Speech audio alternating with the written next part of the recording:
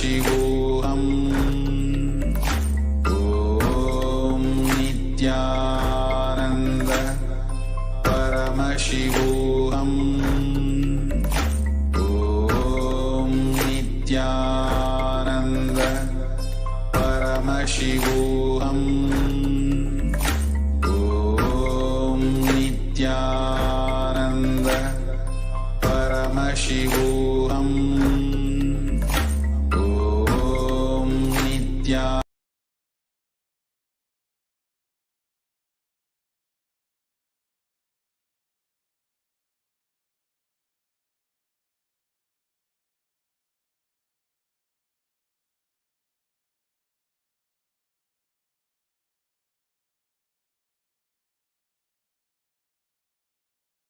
Connecting with the divine with your eyes closed is meditation.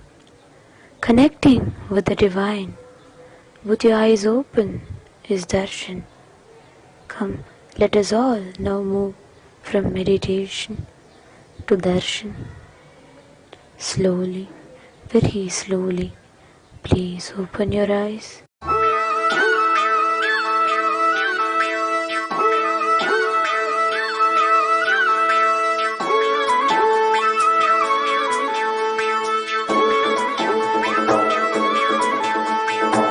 கண்டாரே காணாதத கண்டாரே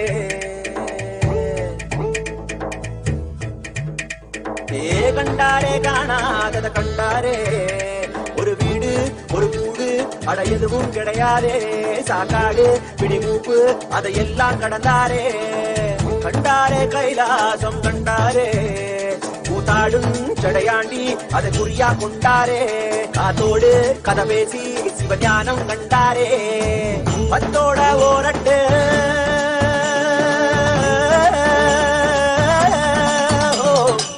பத்தோட 18 சித்தர்கள் விளையாட்டு எத்தனை பேருக்கு தந்தாரோ கையாட்டு சித்தங்கா போக்கு சிவம் போக்கு என சொன்னாரே பித்தங்கா போக மருந்தாக தனம் வந்தாரே வடகாசி தென்காசி வழிதோறும் சித்தரடி அடியாத்தி முடிஞ்சாக்கா அடையாளம் கண்டுபிடி கண்டாரே காணாதத கண்டாரே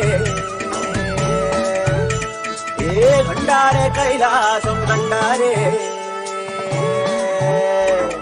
கண்டாரே காணாதத கண்டாரே ஒரு வீடு ஒரு கூடு அட எதுவும் கிடையாதே சாக்காடு பிடிமூப்பு அதையெல்லாம் கடந்தாரே கண்டாரே கைலாசம் கண்டாரே கூத்தாடும் சடையாண்டி அதை குறியா கொண்டாரே காத்தோடு கதை பேசி சிவஞானம் கண்டாரே பத்தோட ஓரட்டு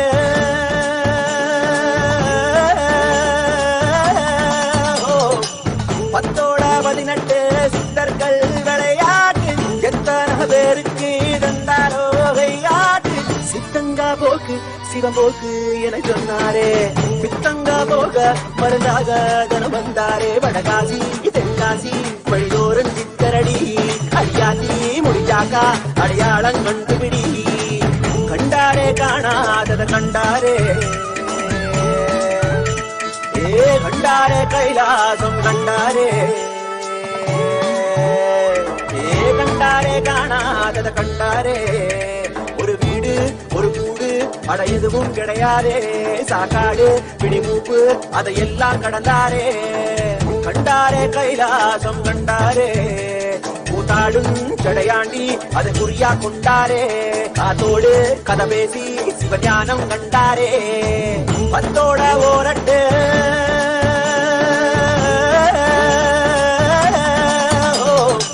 பத்தோட 18 சித்தர்கள் விளையாட்டு எத்தனை பேருக்கு தந்தாரோ கையாட்டு சித்தங்கா போக்கு சிவம் போக்கு என சொன்னாரே பித்தங்கா போக மருந்தாக தனம் வந்தாரே வடகாசி தென்காசி வழிதோறும் சித்தரடி அடியாத்தி முடிஞ்சாக்கா அடையாளம் கண்டுபிடி கண்டாரே காணாதத கண்டாரே கண்டாரே கைலாசம் கண்டாரே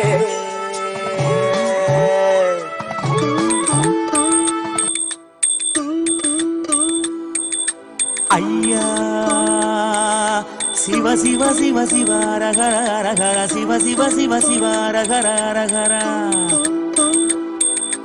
ஐயா சிவ சிவ சிவ சிவ ரகர ரகர சிவ சிவ சிவ சிவ ரகர ரகர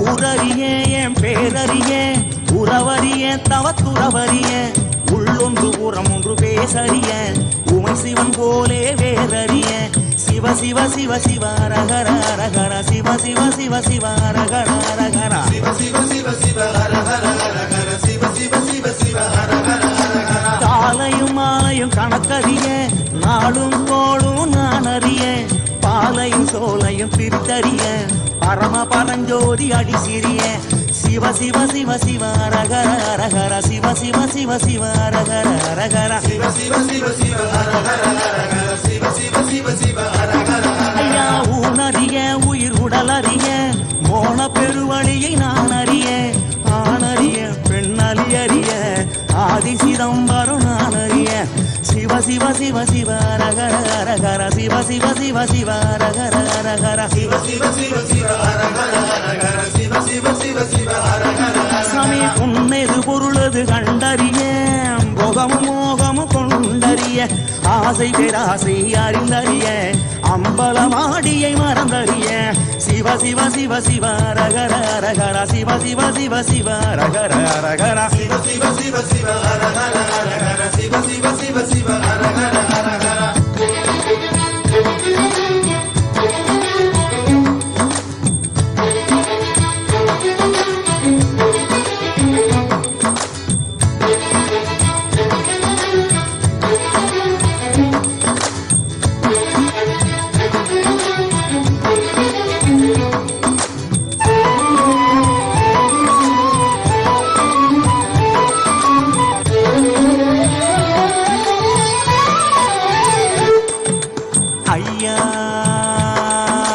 சிவ சிவ சிவ ரகர ரகர சிவ சிவ சிவ சிவ ரகர ரகர ஐயா சிவ சிவ சிவ சிவ ரகர ரகர சிவ சிவ சிவ சிவ ரகர ரகர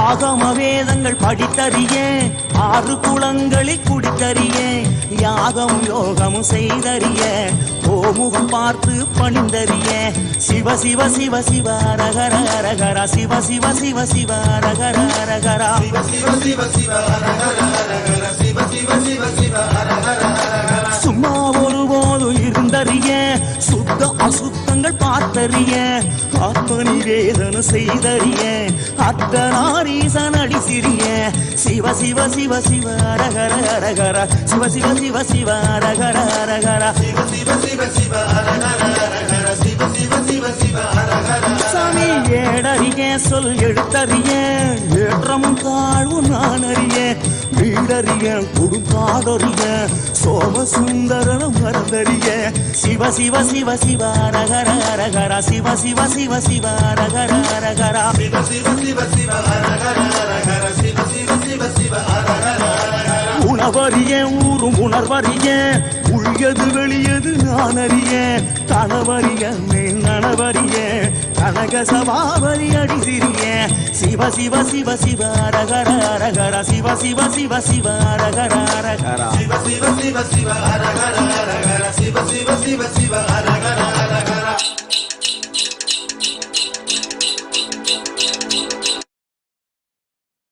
ஓம் நித்யானந்தேஸ்வர பரமசிவசமாரம்பாம் நித்யானந்தேஸ்வரி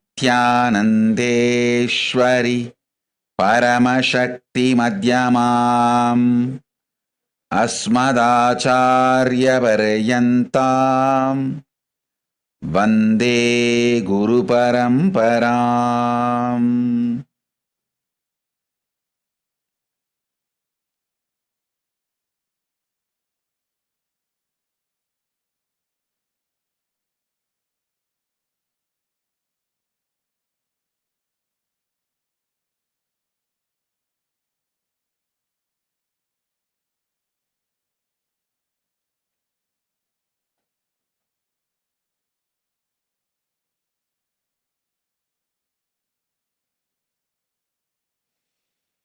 I welcome you all with my love and respects.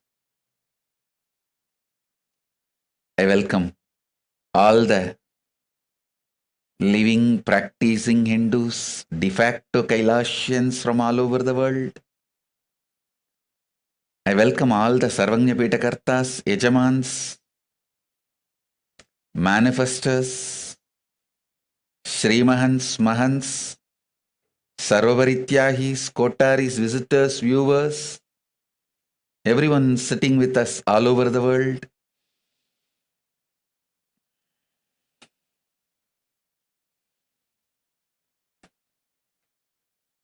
Through Nithyananda TV, Kailasa TV, I welcome all of you with my love and blessings. Paramashiva's message directly from Kailasa. Listen, what is happening now in the cosmos is the most favorable, supporting, auspicious ambience for enlightenment. See, the best thing that can happen to beings, the best spiritual breakthrough that can happen to beings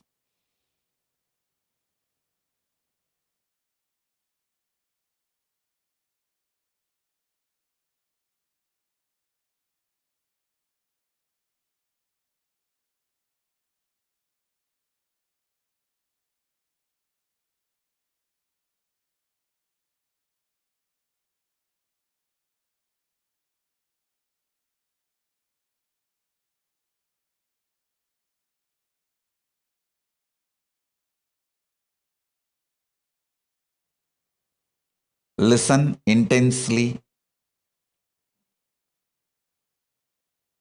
Best thing that can happen to consciousness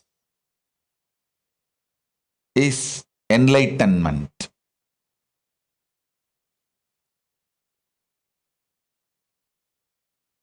Being part of this Paramashiva's mission as enlightened being. I tell you, when you become enlightened, you automatically become part of this Paramashiva's Kailasa, the mission.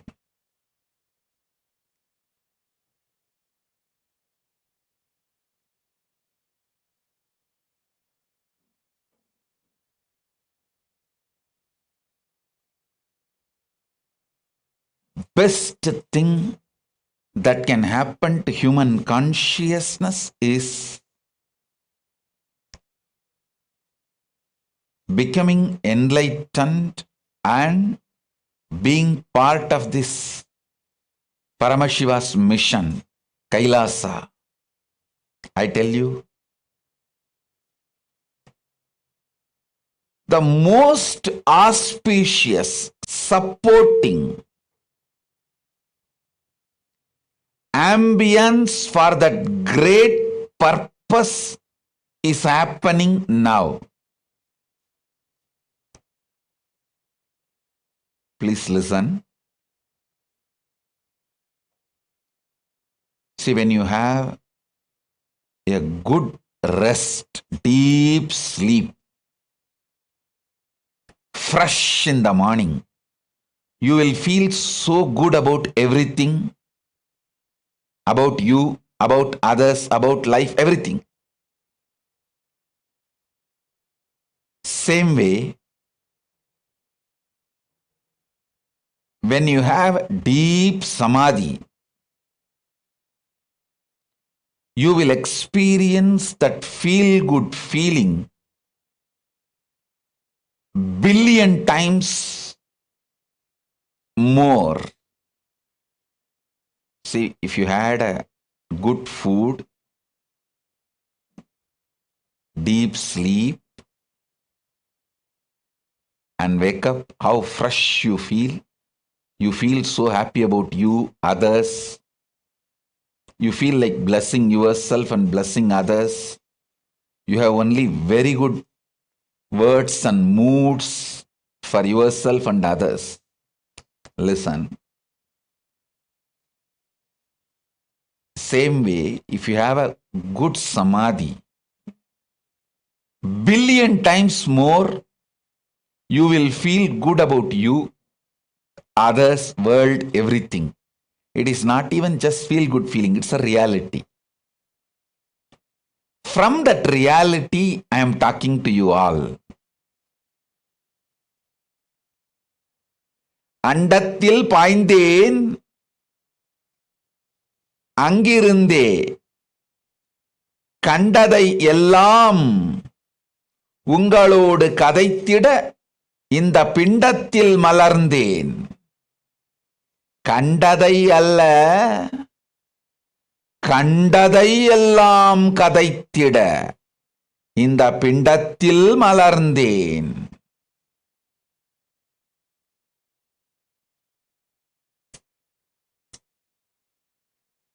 கண்டதை கண்டபடி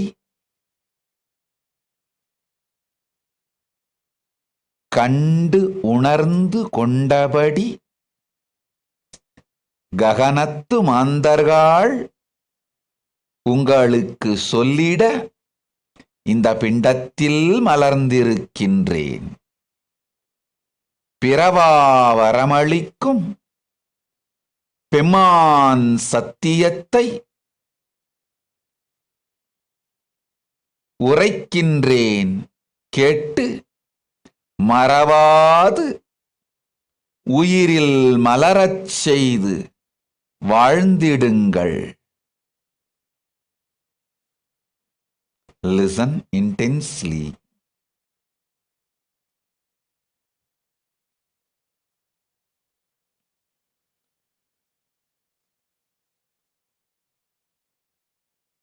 If I come for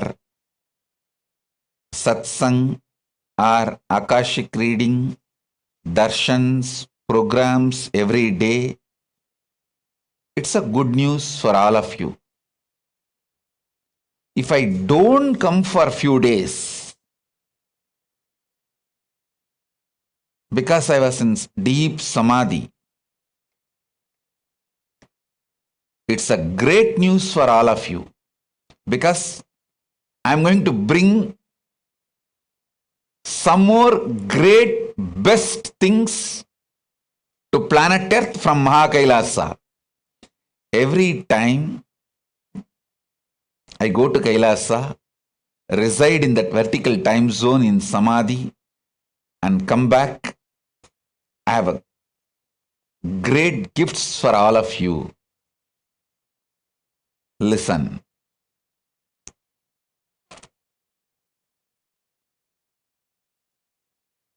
First thing I want to tell you, I want to introduce the great gifts and the great news I have brought from Kailasa.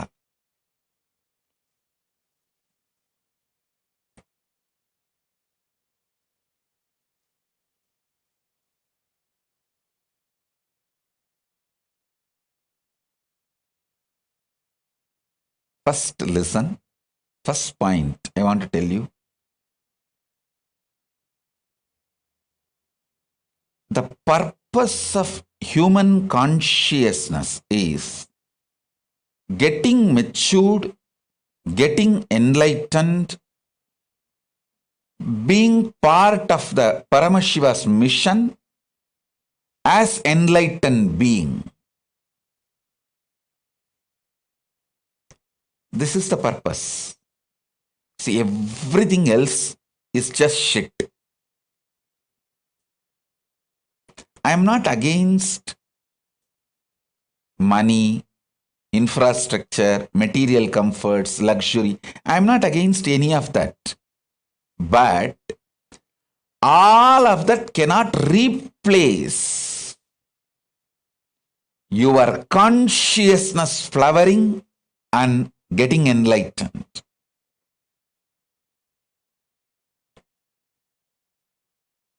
am telling you? Money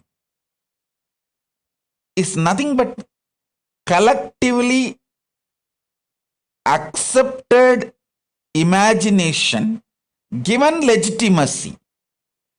Collectively accepted imagination given legitimacy is money.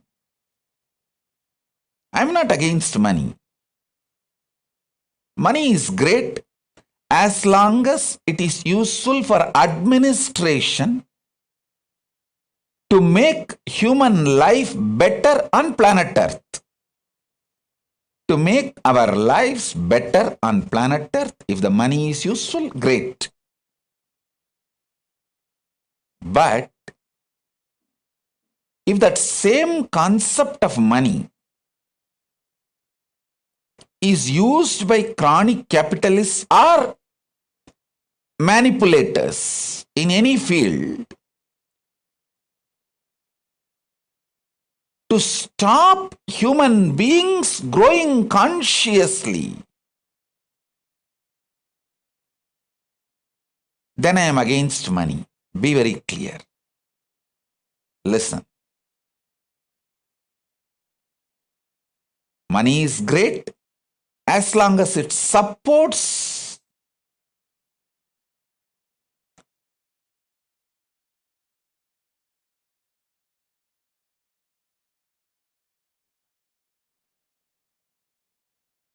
Listen, money is great as long as it supports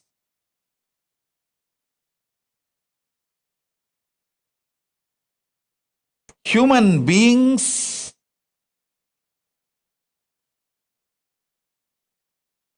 to make human life better on planet Earth.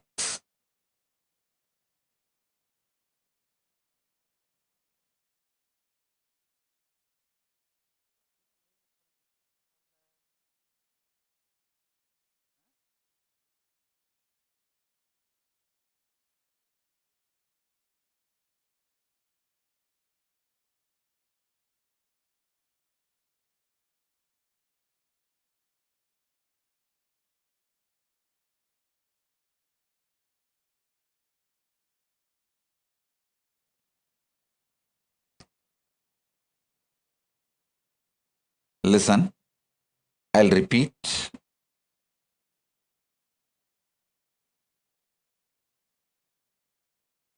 If you are all able to see me, hear me, please wave your hands. Because I'm seeing the live streaming is getting just disconnected. I think now it's clear. So let me repeat. All of you listen carefully.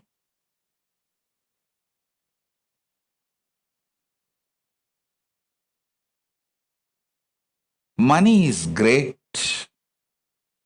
if it is useful to make human life better on planet Earth, because that very concept was imagined and given legitimacy to make human life better. For example, at this present given situation, the concept of money should be used to provide food, medical care, everything to all the citizens of planet Earth by providing a complete quarantine. Listen.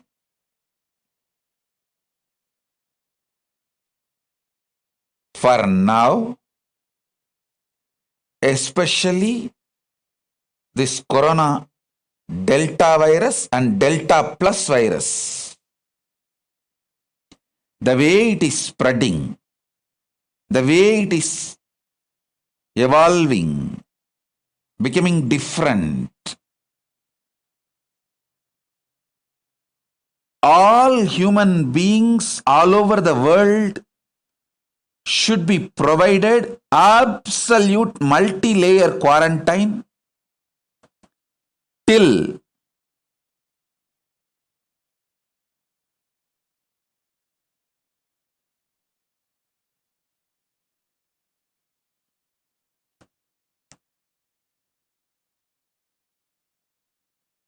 complete elimination of corona is done. Complete elimination of corona and its variants are done. Till we know for sure, absolutely corona is eliminated. All human beings should be provided multi-layer quarantine, food, safety, everything. No human being should suffer without food and medical care. Actually, this should be the purpose of concept of money for the time being. Please understand.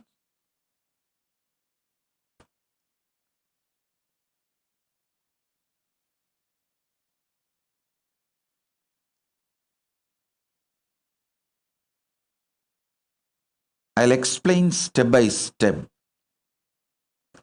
where humanity is missing, where the decision makers are failing to see the blind spot.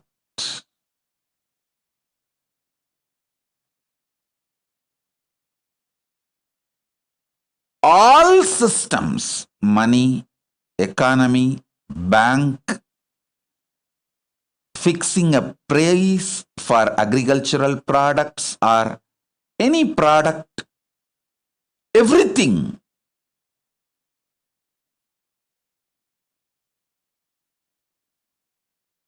is just to make human life better on planet Earth.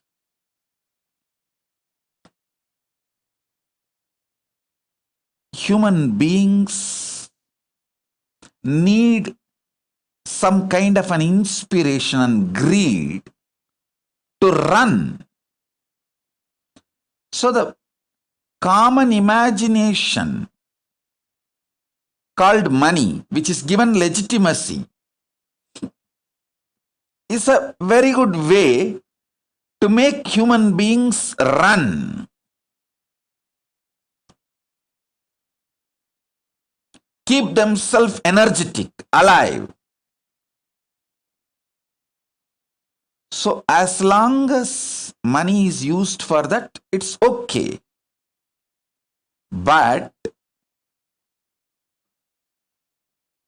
at the given situation now, corona time, money and economy cannot be the reason to put human lives at risk, because human life is far more precious than all the idea and concept of money put together.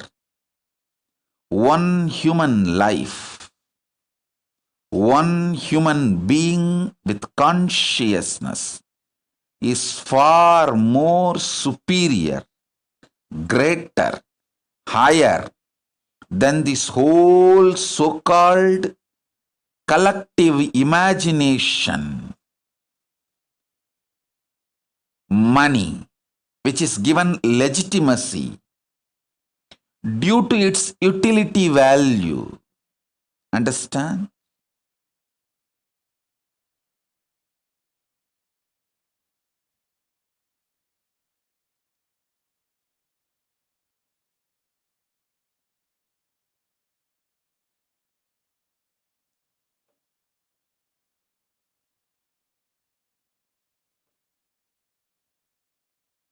The whole system,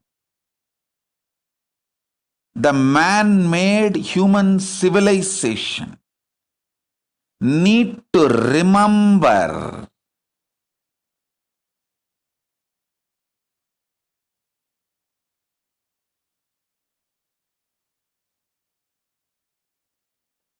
The purpose of civilization is to make human life better on planet Earth.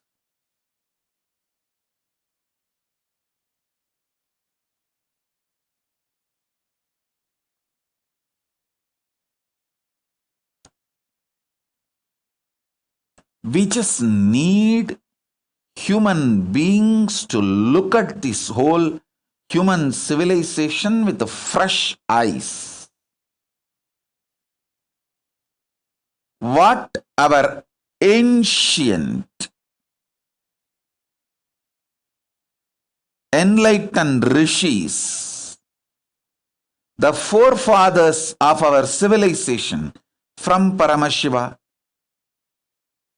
Paramashakti, the whole Guru Parampara, our ancient visionaries of this human civilization. What was their vision? Are we going towards that? It is time we just sit back, look with the fresh eyes.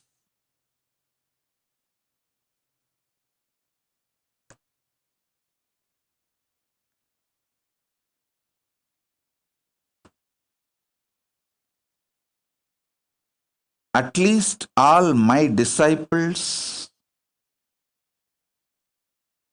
please think sincerely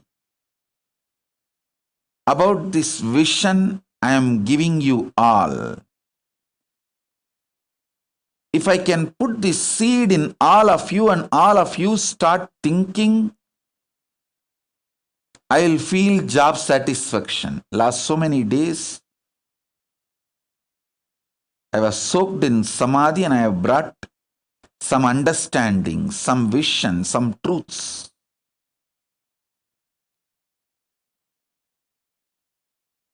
To share with all of you. First,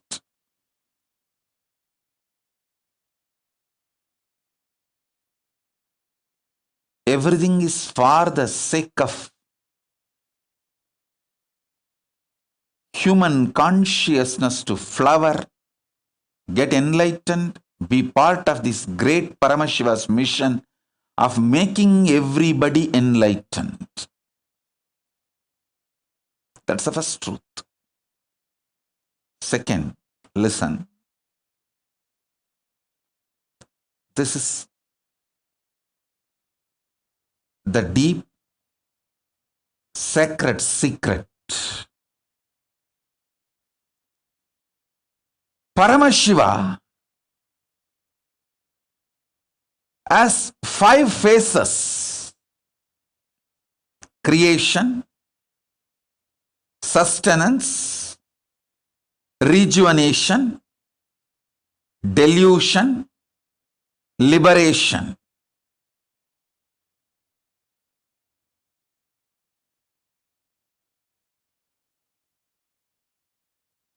People ask me, why destruction, rejuvenation, and delusion is done by Paramashiva? Listen.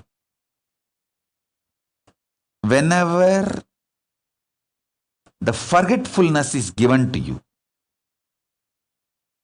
when you start forgetting the past, when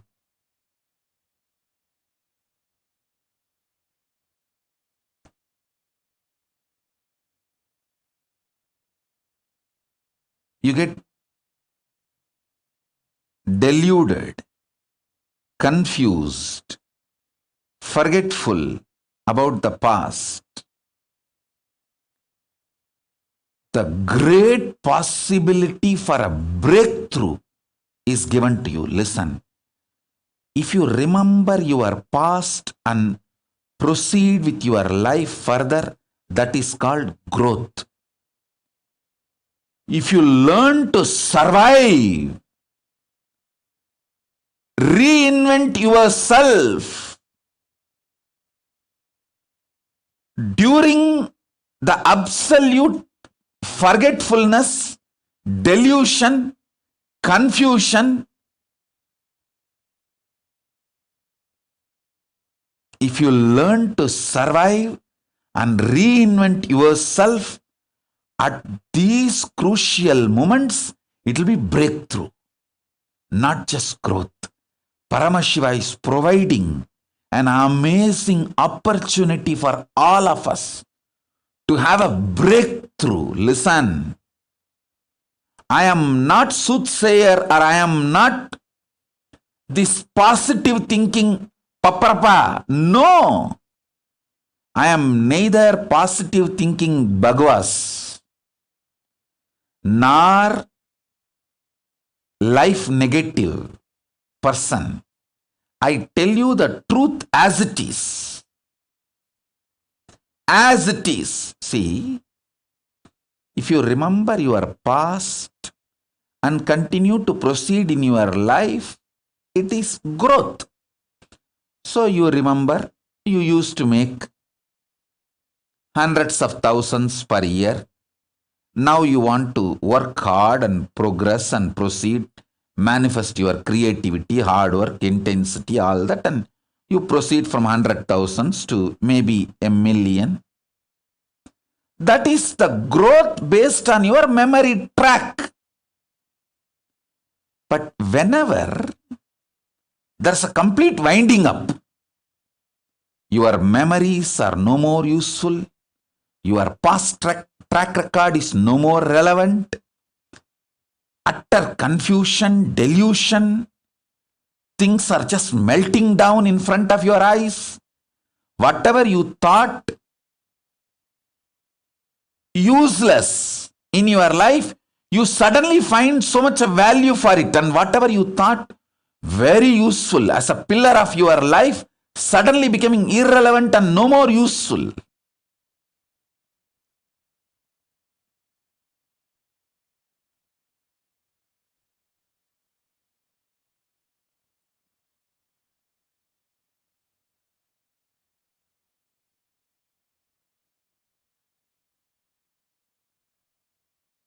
This whole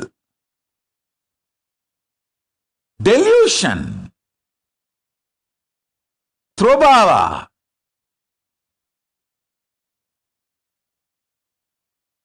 the great deluge happening is an amazing opportunity for all of you. Amazing opportunity for all of you to reinvent yourself, to have a breakthrough for your life, to give an amazing breakthrough to yourself. I tell you,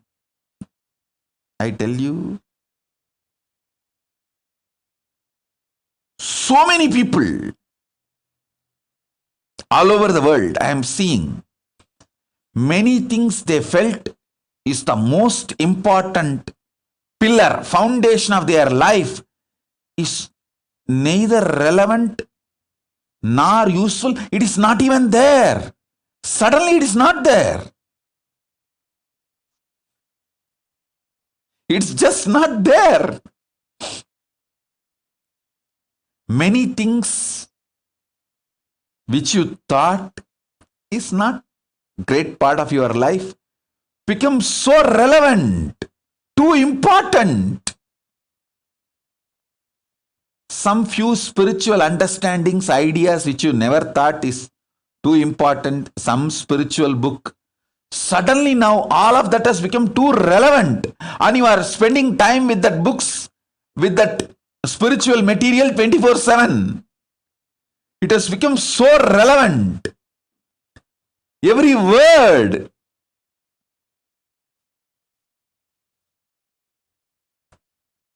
is useful. You are taking it very serious. Start working.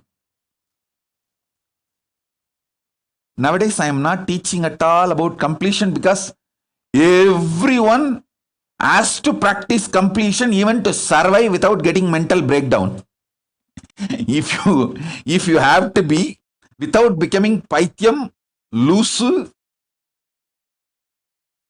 and sail through this great deluge and the whole pralaya, you have to practice completion and spiritual truths. Otherwise, you will be scratching your head. Otherwise, what will happen to you? Nobody knows. How you will be, nobody knows. The spiritual truths have suddenly become so relevant, even for basic survival. I am telling you.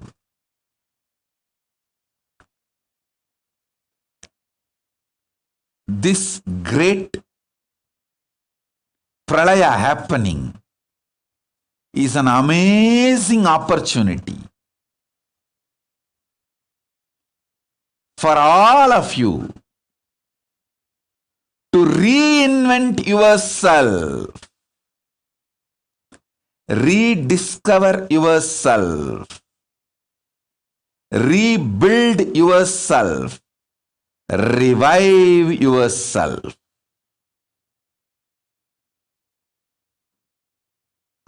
You don't need to be growing. You can just be recreating yourself.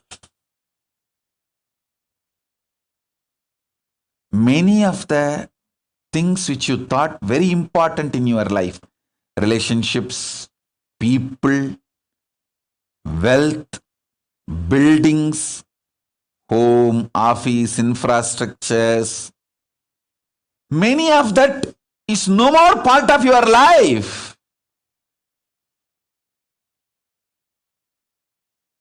Some have become even irrelevant.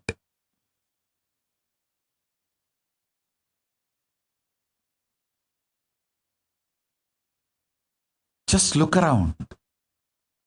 2 years before this pralaya started, what all was two important relevant things of your life, with what all you were spending your time, life, what was the focus of your life, your future plan, everything.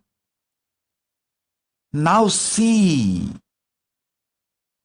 I am telling you, Paramashiva is providing an extraordinary possibility, a powerful space. You may never get another pandemic, pralaya like this, even if you want, next few hundred years. Let us not miss it. It's an amazing opportunity to get enlightened. Listen carefully. I'll repeat. I wanted to repeat every statement I am making 10 times so it gets into your inner space. Listen.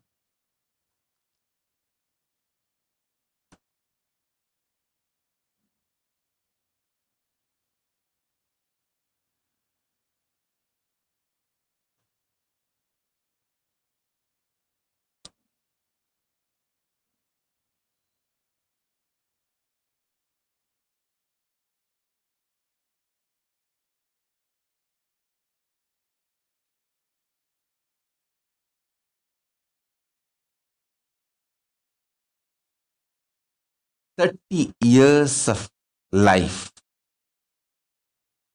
Usually 30 years is called as one generation in normal society. One generation, what maturity it brings to the individual human consciousness. See, if you lived 30 years, how much you evolve, get matured, in your cognition and decision making process about life. That one generation, 30 years maturity has come for human beings in just last 30 months. And I am telling you, mark my words, this Corona Delta Plus is going to give full one generation maturity in next few months. Last 30 months have given 30 years maturity for human consciousness. I am telling you, many good things have happened due to this pandemic, this pralaya. People have started realizing there are many things without which they can live. There are many important things they really need, especially the need for the spiritual strength.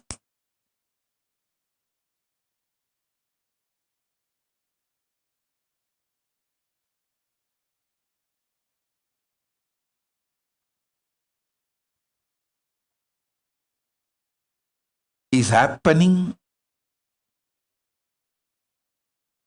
in every being. Every being has started realizing the need for the spiritual strength, the need for enlightenment. I'm telling you.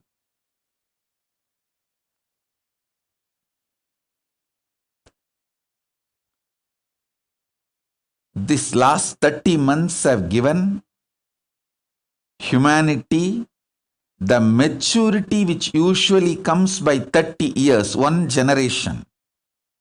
And mark my words, next few months, the Corona Delta Plus is going to give full 30 more years, one more generation maturity to humanity. Not only the way, quick and fast way the Delta Plus virus is spreading, the way it is going to impact the health of the human beings and the death rate. All that is going to give one generation maturity to human beings. Listen, I am neither giving you negative information nor trying to show positivity bhagavas. No, I am just revealing the truths as it is. I am fresh from samadhi. You can take it as a cosmic breaking news. I am directly coming from ground zero, where the decisions are made, where things are happening from Kailasa, and giving you the breaking news, cosmic breaking news, cosmic updates, cosmic flash news. Listen carefully.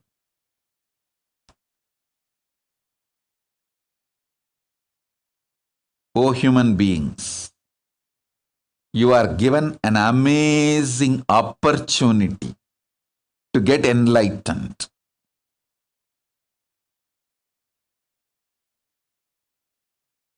Let your first priority to be being alive. Keep yourself healthy, physically, mentally.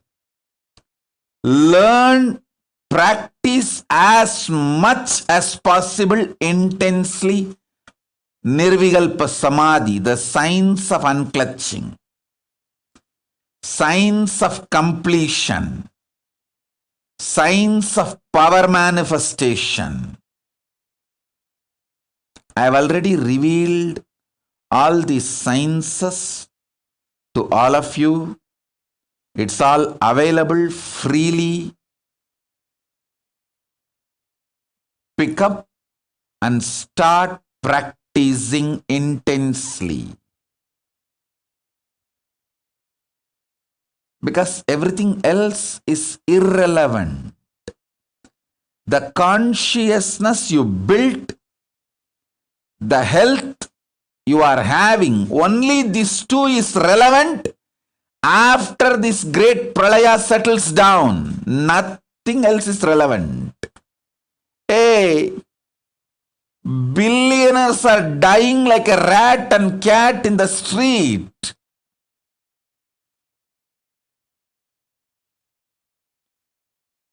The common imagination concept money, which is given legitimacy, has no meaning. First, be alive, be healthy, physically, mentally. Use this opportunity to get enlightened consciously. Do not try to take me for granted, saying, oh, Swamiji will tell the same thing only. I may be telling the same thing, but you are not in the same situation. The world is different now. Earlier, enlightenment was a luxury, option. Now it is survival, fundamental need.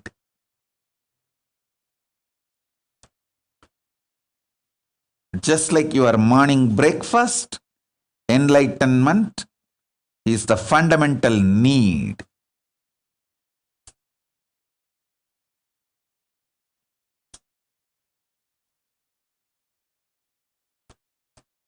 Listen intensely.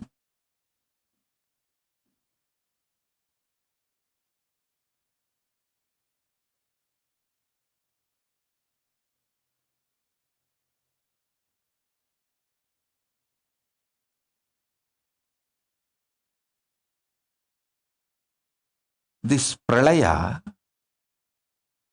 by thoroughly shaking all your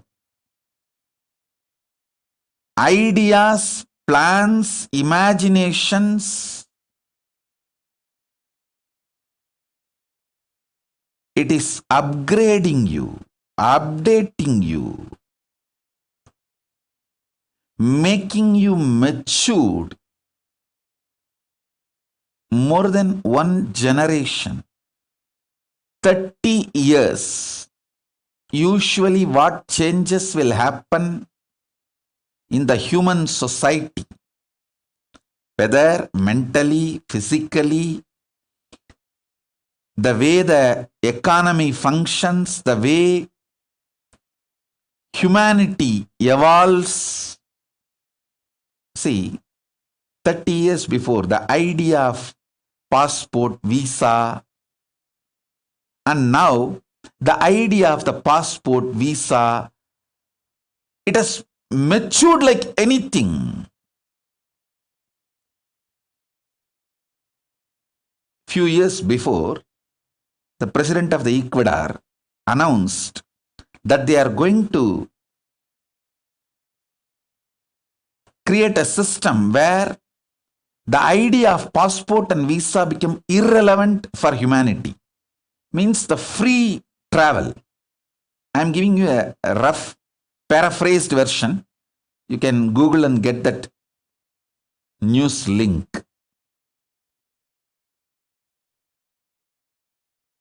The ideas. See, earlier, when the idea of passport and visa, all this was happening 30 years before, it was more for restriction purpose. Now it is more for facilitating purpose.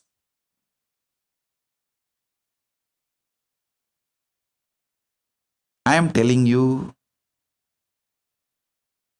after this pralaya, the ideas of passport, visa, all that will have a next level of matured cognition. It will be just giving you the multiple choices and options. Earlier, when this idea of passport, visa and all, when it was created, it was more like for restricting purpose. Then it evolved into a facilitating purpose. Now it will be more like giving you the wide choices, variety, options. It may even evolve to the next level. Because the way human beings are going to die, every country will want more human beings in their country. The human beings are going to be more important than any idea of billions or millions or trillions. The importance is going to be shifted more on human beings. And I am telling you very seriously, humanity is going to wake up and respect the nature, planet Earth, and the nature as a living energy. It is not there for us to exploit. No. The nature is a living organic energy which is verily part of our existence, which plays a major role in our existence. Humanity is going to wake up to this truth. So the vegetarianism will become lifestyle. The deforestation will stop. Multiple side effects are going to happen. Like when this global warming has caught the attention of the human beings, how many major decisions were taken and how humanity started looking at everything in a matured way. This pandemic, last 30 months have given 30 years maturity, and next few months is going to give next 30 years maturity. One more generation maturity. Human beings are going to have just in next few months. Understand? The other day I was reading an article. Somebody was trying to justify, even during the plague in India, we had 10 to 20% of the population dying, but we stood back. Yes, I am not saying we are not going to stand back. We are not going to revive ourselves. No, I am not saying that. Be very clear. When 10 to 20% of the population was wiped out during the plague and those pandemics, there was no cell phone, there was no live streaming, it was not impacting the living human being's consciousness that strongly. See, even the message you receive, the news you receive will be verbal, very less photographs. So the people who survived, the impact of others' death on the minds of the people who survived was not too much. But now, due to cell phone communication, the internet, mass media, everything available, you guys are underestimating the impact of even few deaths going to happen on the people who are alive. See, I am neither supporting media lying by hiding the number of common man's death, nor I am supporting media going gaga and wild and overacting and overreacting some of the VIP deaths due to corona.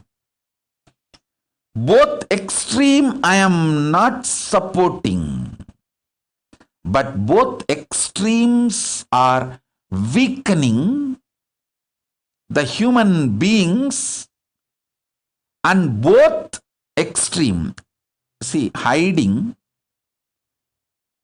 the deaths of the common mass and too much of limelight for some celebrities dying in corona, both are not letting human beings to take the right decision.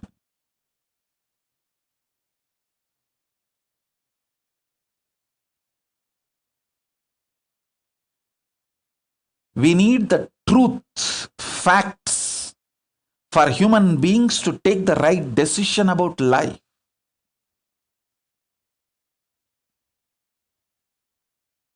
Neither we should break the confidence of the people on the civilization, nor they should have the false arrogance and roam around without protecting themselves from the corona. Please understand, when the large common mass deaths are hidden from others, see, common man's deaths, large number, but it is covered, hidden from the humanity. The human beings don't understand the necessity to protect themselves from corona, and they start moving around unprotected. They are not taking corona seriously. That's one side. The other side, too much importance is given to these VIP deaths due to corona, that makes human being lose confidence on the society, human civilization. That is also not going to work, because that gives a kind of a arrogant decision. What can be done? Even those VIPs are dying. How the people start thinking, oh, even those VIPs are dying, nothing can be done anyhow. This is the way it is going to be, so let me live as long as I can. That is the way that drunkards standing in queue just for 1 quarter and getting corona and dying. Oh God, I'm telling you, this alcohol shop corona deaths are the most pathetic. Now, I'm not talking about just one nation, one state. I'm telling about the whole world. Alcohol shop corona deaths. That's most pathetic. Kind of a delusional arrogance.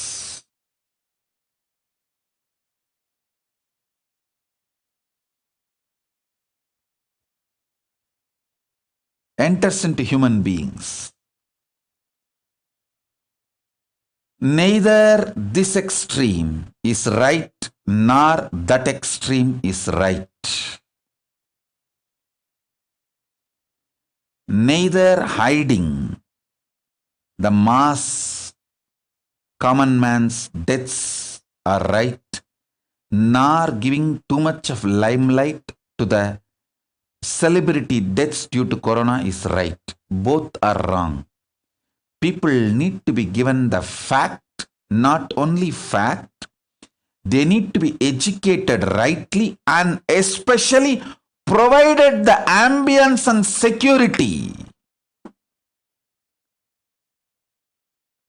All the decision makers all over the world, on behalf of Kailasa, I request all of you, please provide food, basic medical care, shelter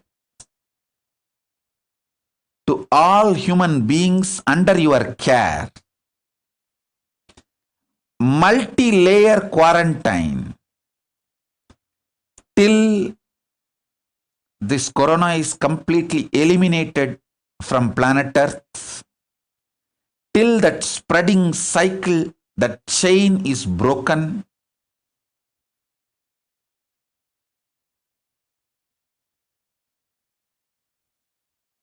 Give people security about their future, confidence about their life,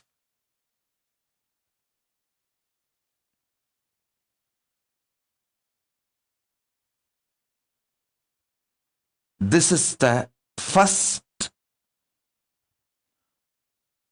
priority for all the decision makers all over the world. I sincerely request all of you humbly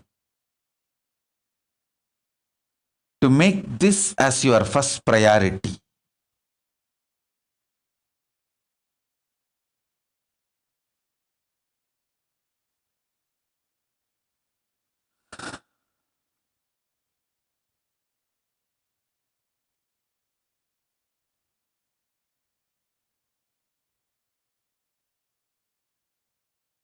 And I am not the kind of a person who will just put the responsibility on others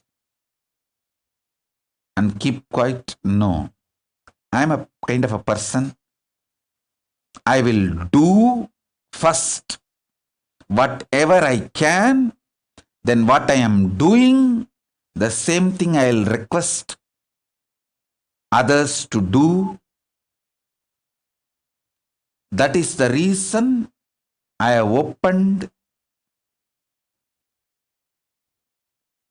all the ashrams, temples, properties Kailasa has to provide multi-layer quarantine, protection from corona, corona delta plus,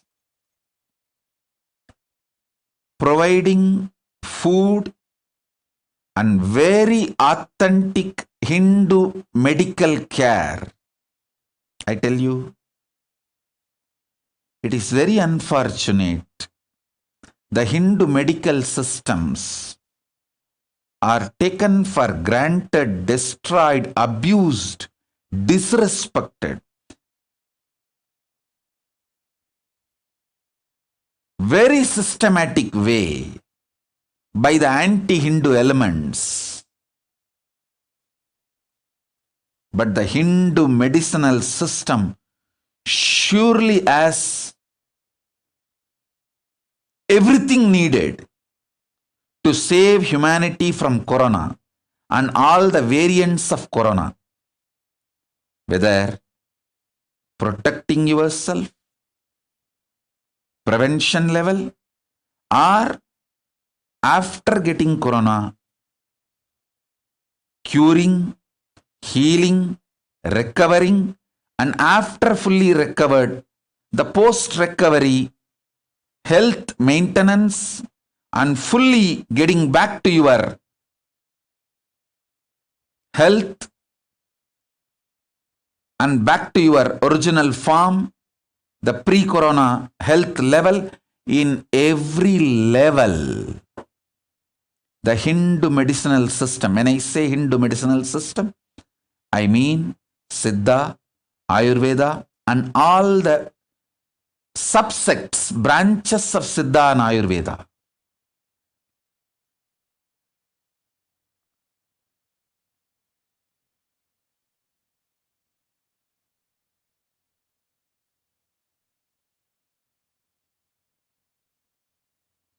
Hindu medicinal system as a solution for corona, I know.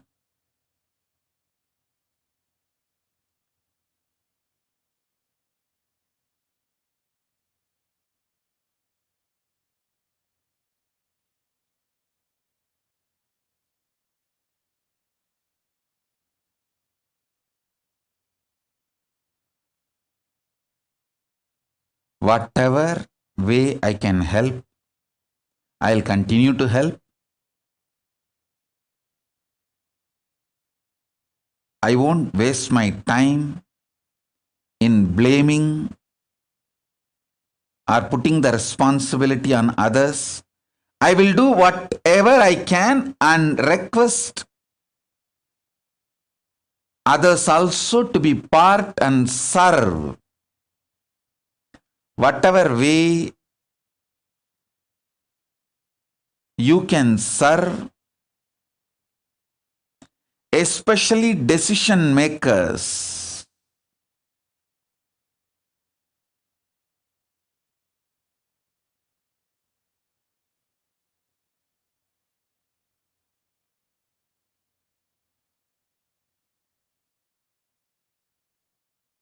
People who are under your care, people who entrusted you to make decision for them, the rulers, decision makers, administrators of humanity all over the world. Please focus on keeping human beings alive, healthy through this whole deluge, the pralaya, pandemic. Let the focus be on keeping people alive, happy, healthy. Let that be the first priority.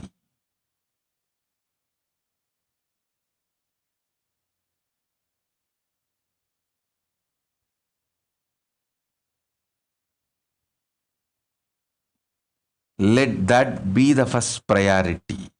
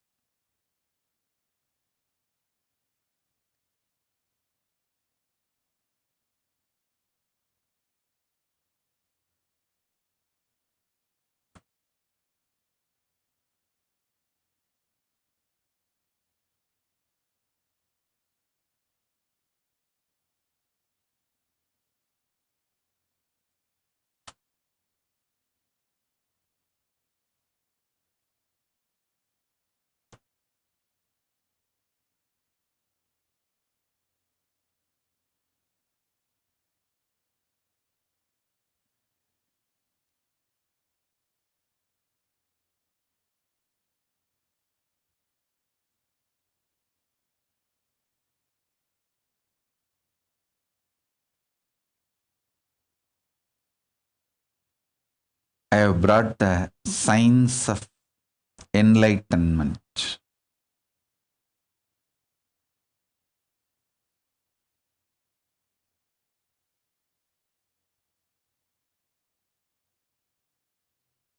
Especially for the humanity during this pandemic, this pralaya time, this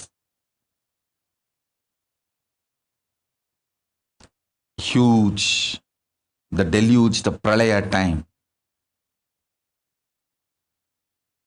Next few months, I'm going to focus on making as many of you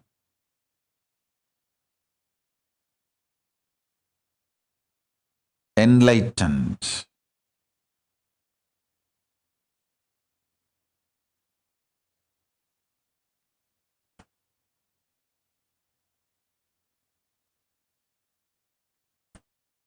So this instruction is for all the Kailasas, means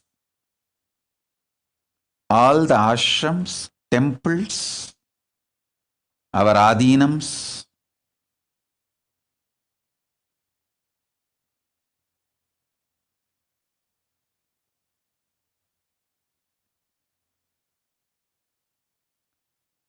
and all my sincere disciples, followers,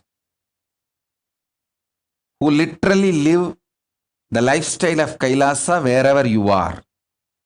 All of you listen.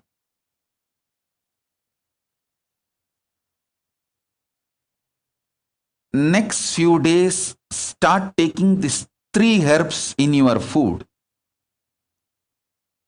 Karisalanganni, Ponnanganni, Thuduvalai. I will repeat. I will even put the English word in the social media as the gist of the Satsangh. I do not know the English word now, so now I will tell in the Tamil.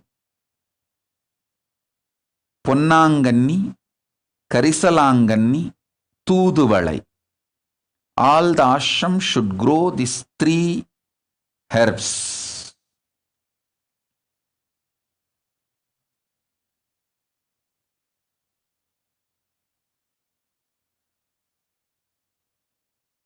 If you are not able to grow, at least buy.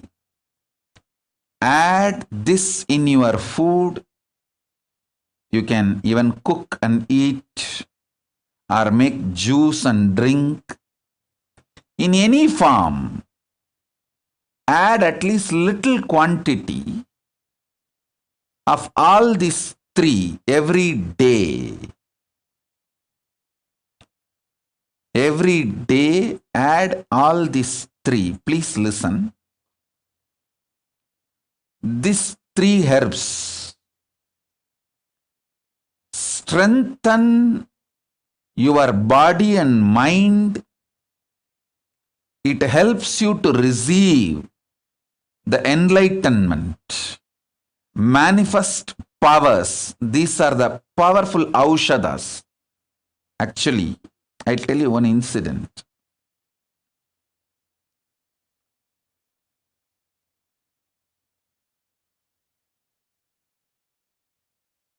Somebody came to my guru, Raghupati Yogi, asking for a solution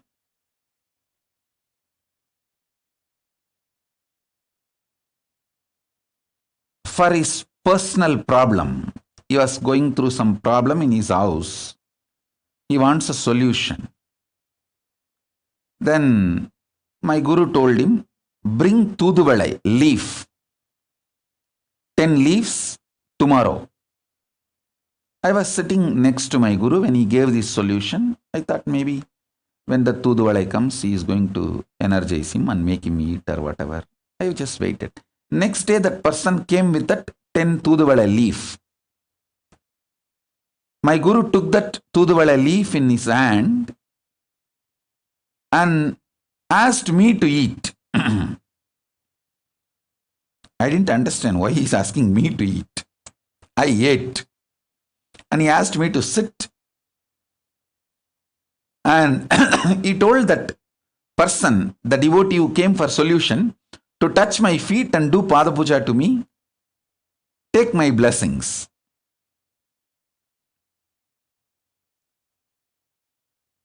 And that person just obeyed my guru and did. My guru told me, you just sit straight. And he told me that be in that Brahma Dhyana, Nirvikalpa Samadhi. Sit straight. I sat. That devotee did the Pada Puja and whatever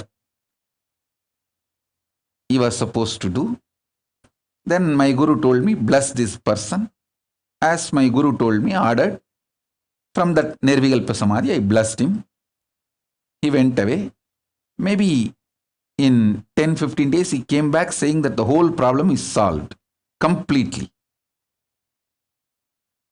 I asked my Guru, what exactly happened? Tell me. Raghupati Yogi told me, hey, you are Paramashiva. When time comes, you will realize. Whether you realize or not. Whether you realize that now or not, you are Paramashiva. When time comes, you will realize that is different. When I gave the Tuduvalai and you ate and sat, your Paramashivatva intensely started manifesting in your body. So that is the time I asked him to worship you, do Pada Puja to you. So directly he receives Paramashiva's energy and powers. He got the blessing and he went away. And I tell you, for quite a long time, when I used to sit for Pada Puja, I will have Tuduvale in my mouth for quite a long time. Only after I started traveling outside India, when we were not able to get that herb, and by the time it was also not required, I stopped using.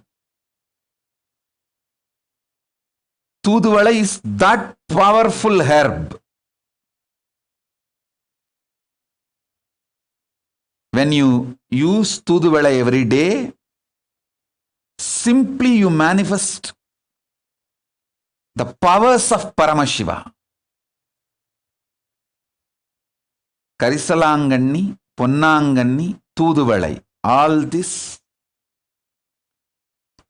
heals your body and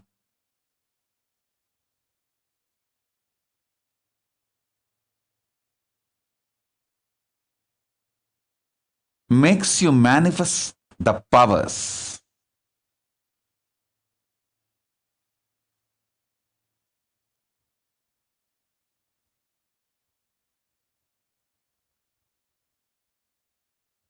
Especially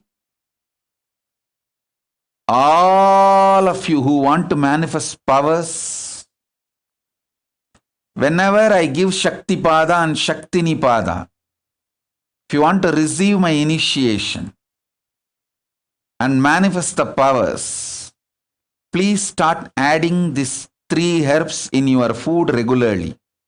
Actually, these 3 are very powerful herbs, even to bring health in you.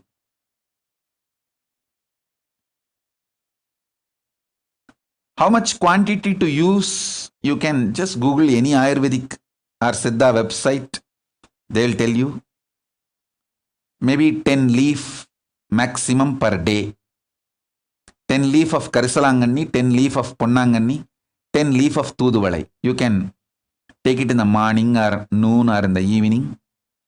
You can make tea.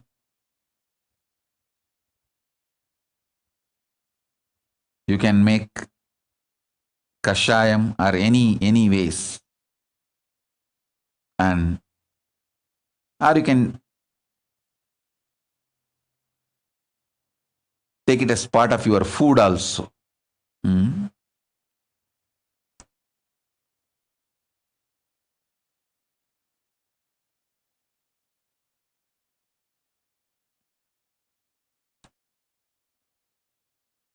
All the sannyasis, brahmacharis, Gurukul Balasans should take these 3 herbs every day. All the ashrams should start growing these 3 herbs every day.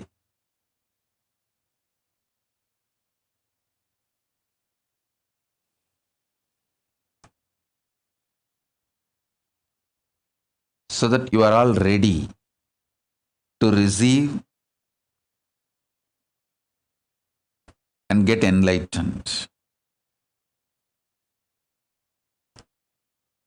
This whole science which I am bringing now, just your integrity is enough. Wherever you are, your integrity is enough. You can connect and manifest enlightenment, enjoy the best things of superconsciousness, powers of Paramashiva.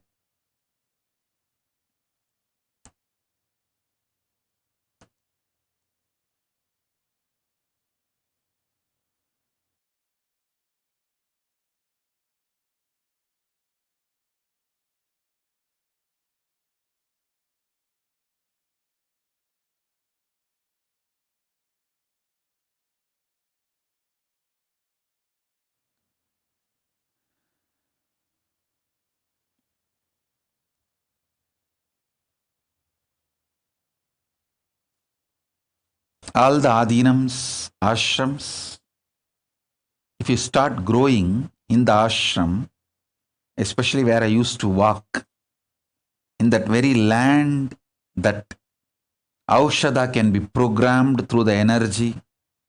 I brought enough energy from Kailasa. I'll program them for all of you to manifest enlightenment and powers of Paramashiva.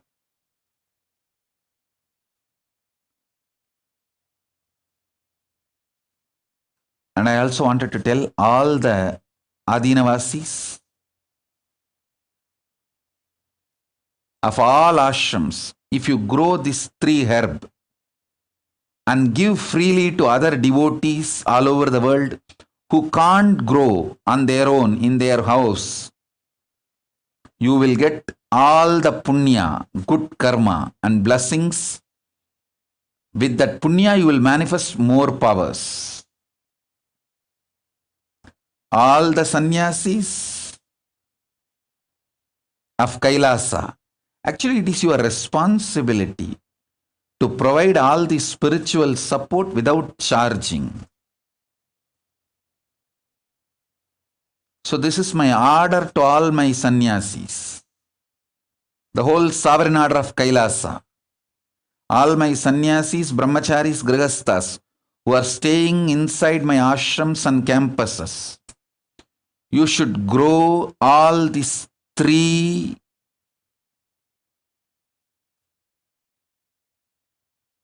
herbs. Karisalanganni, Tuduvalai, Punnanganni.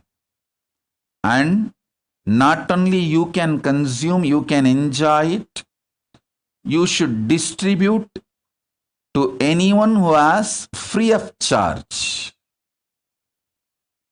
Free of cost, you should give. Maybe you can let people pay the transport. Shipping expense they can pay. But the herbs themselves should be given freely, especially grown in our campuses where I lived, where I used to walk around, where that breathing space is there still intensely. Tiruvannamalai Ashram, Adi Kailash, Bididi, Salem Adinam, Rajapalayam. These are the ashrams. Hyderabad, where I physically, literally lived, walked around, energized that whole land, energy fields. All the ashrams I mentioned, all those Adinavasis should grow these herbs. You should use and share with the world. This is your responsibility. Devotees all over the world are donating money, funding us. So we should be doing this kind of spiritual support and services to everyone. It's our responsibility.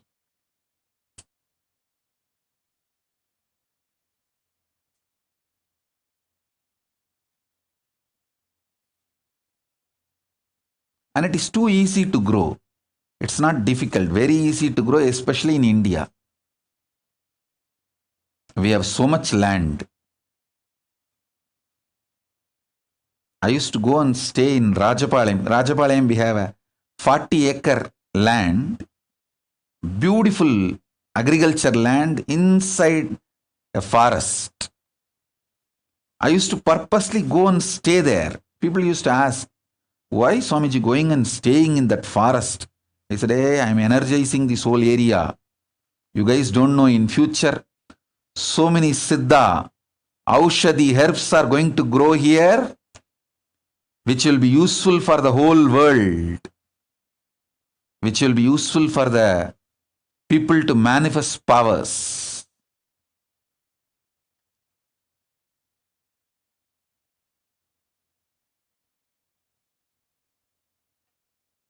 So all those people who are in our ashram,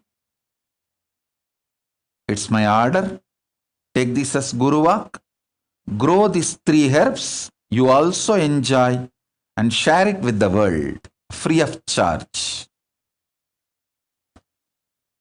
All the Aushadha cannot be sold. Paramashiva is very clear. Education, medical care, food, these 3 has to be absolutely free of charge in Hindu tradition.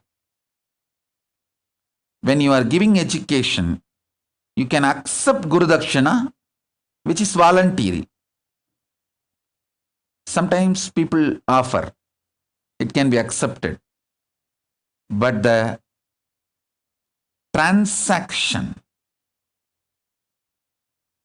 or the bargain cannot exist as a compulsory prerequisite for knowledge transmission.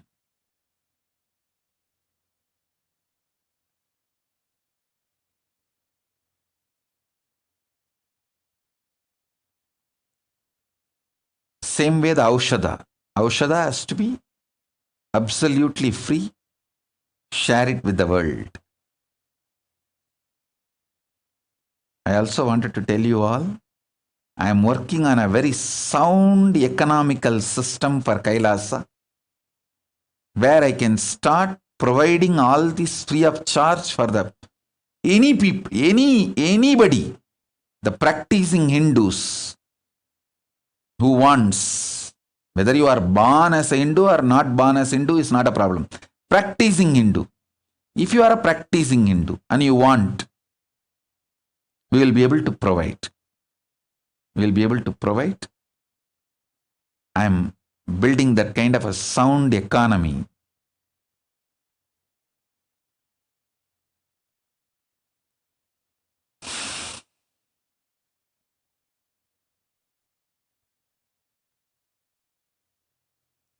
The real economy of the future is conscious centric, not money centric. It is conscious centric. Usefulness to the world, usefulness to the human beings, usefulness for the human consciousness to get enlightened.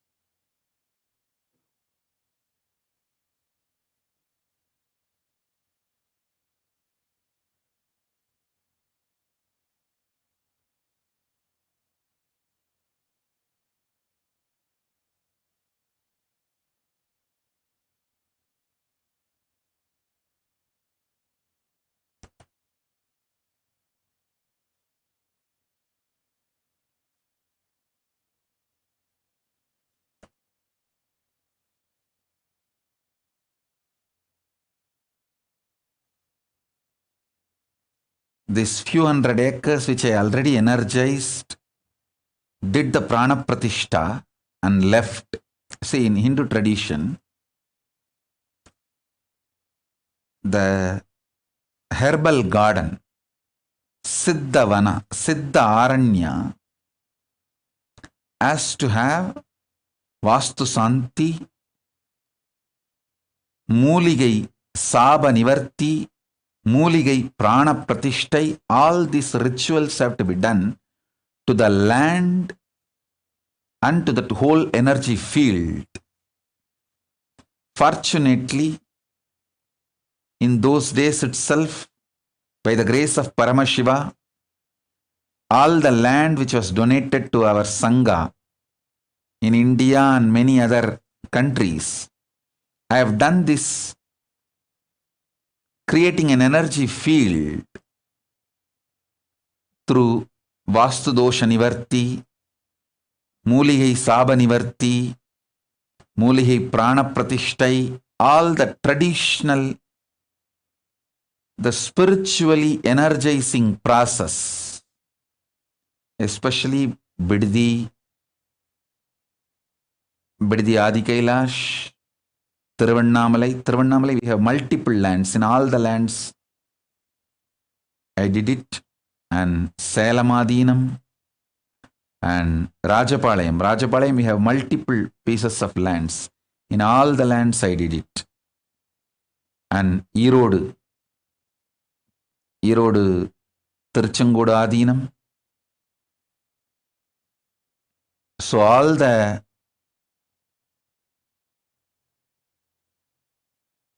sovereign order of Kailasa, Brahmacharis, Grihasthas, Sannyasis, Naishtika Brahmacharis of the Kailasa,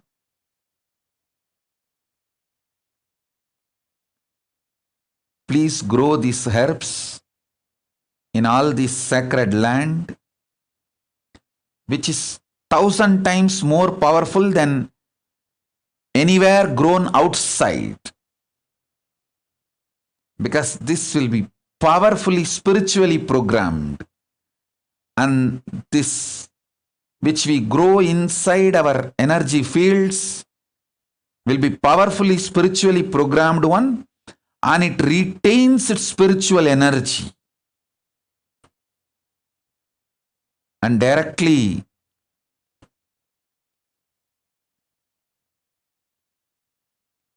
becomes part of the human bioenergy and makes the person manifest Paramashivatva. So, all our Adinam should take the responsibility, at least growing and sending it to our devotees who are very sincere in power manifestation, who want to really get enlightened. At least for those sincere people, you should be supporting it and giving it.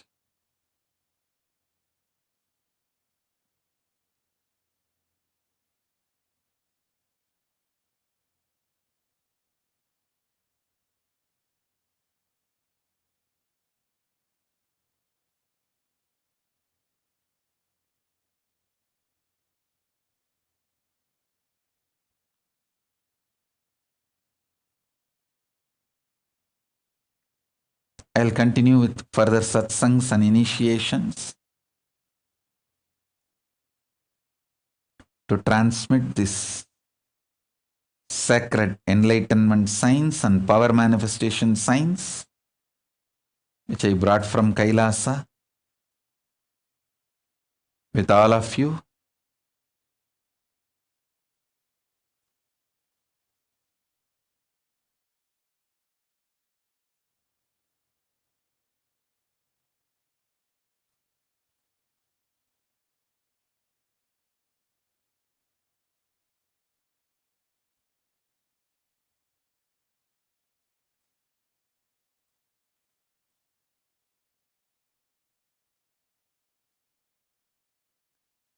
We can also do one more, all the adinams.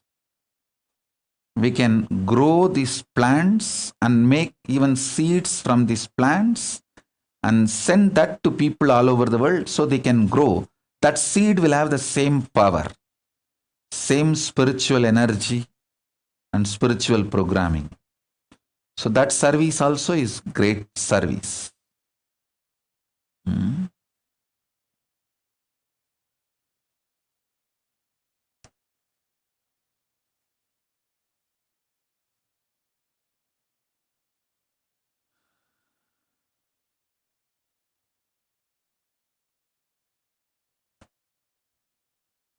So first few things I want to reveal, I shared with you all.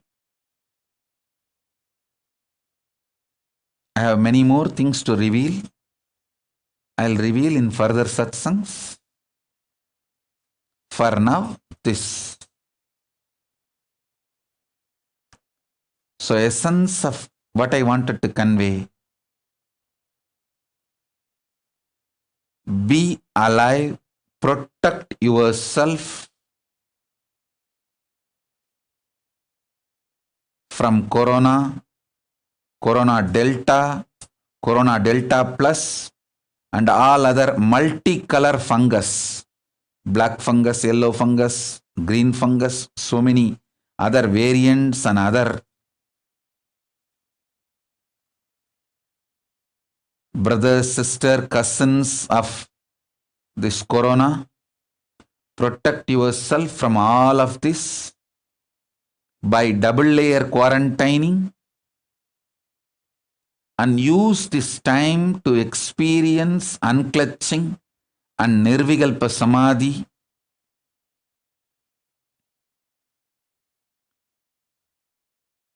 Don't waste your time.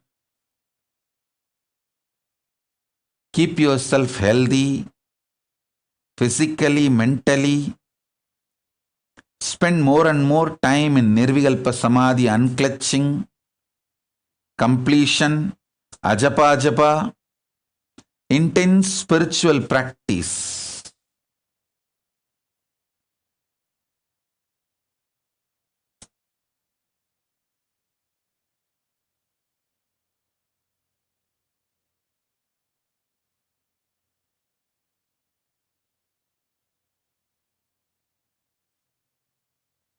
Don't waste this time. This is a time to get enlightened.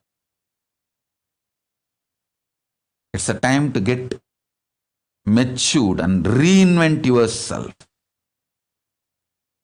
and manifest powers of Paramashiva.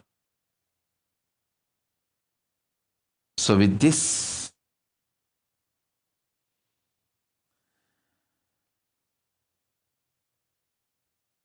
I bless you all.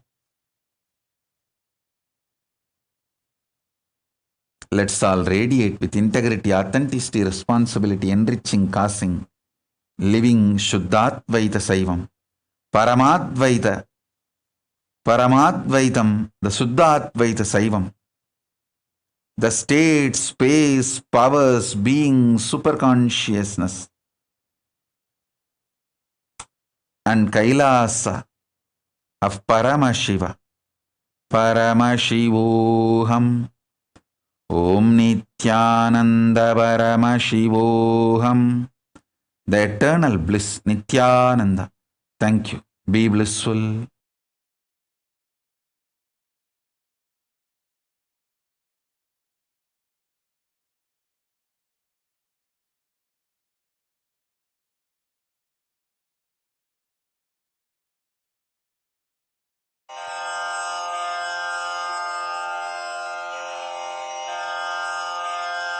Shri कैलासोन्नतद्वादशान्त Shyamala पीठारूढ Shri Meenakshi सुन्दरेश्वरा भिन्नस्वरूप परशिवपुत्र रत्न कुमार गुरुमण्यतुल्यावतार श्री पार्वती स्तन्यपानलब्ध दिव्यज्ञान विश्रुत सकल निगमागम सारभूत द्राविड वेद प्रवक्त्रे श्रीमत् परमशिव करुणा समधिगत मुक्तामय चतुरश्रयान गीयमान छत्र चामर श्रीचिह्नकाहलादि समस्त बिरदावल्यलङ्कृत ज्ञान विज्ञान चक्रवर्ती सर्वजन संघ सद्यो निर्वाण दीक्षा व्ययापवर्गवर्ष विश्राण जीमूत परमत कलभ केसरी शैव सिद्धान्त स्थापनाचार्य श्रीराजाधिराज पाण्ड्य महाराज गुरु क्षपण शाक्यादि महान्धकार निवारण ज्ञान भानु वीक्षणानर्हार्ह ध्वजोच्छेदन पूर्वक श्रीमद्वृषभध्वज स्थापक शैव समय कर्तृ सर्वज्ञ पीठारूढ श्री जगद्गुरु श्री ज्ञान संबंध देशिक स्वामी वागीश सुंदर माणिक्य वाचक स्वामिनाम् अवतार भूत श्री ज्ञान संबंध स्वामी पुनरुद्धृत श्यामला पीठ सर्वज्ञ पीठ त्रिनवत्युत्तर द्विशततम गुरु महासन्निधान अरुणगिरि योगीश्वर परम्परागत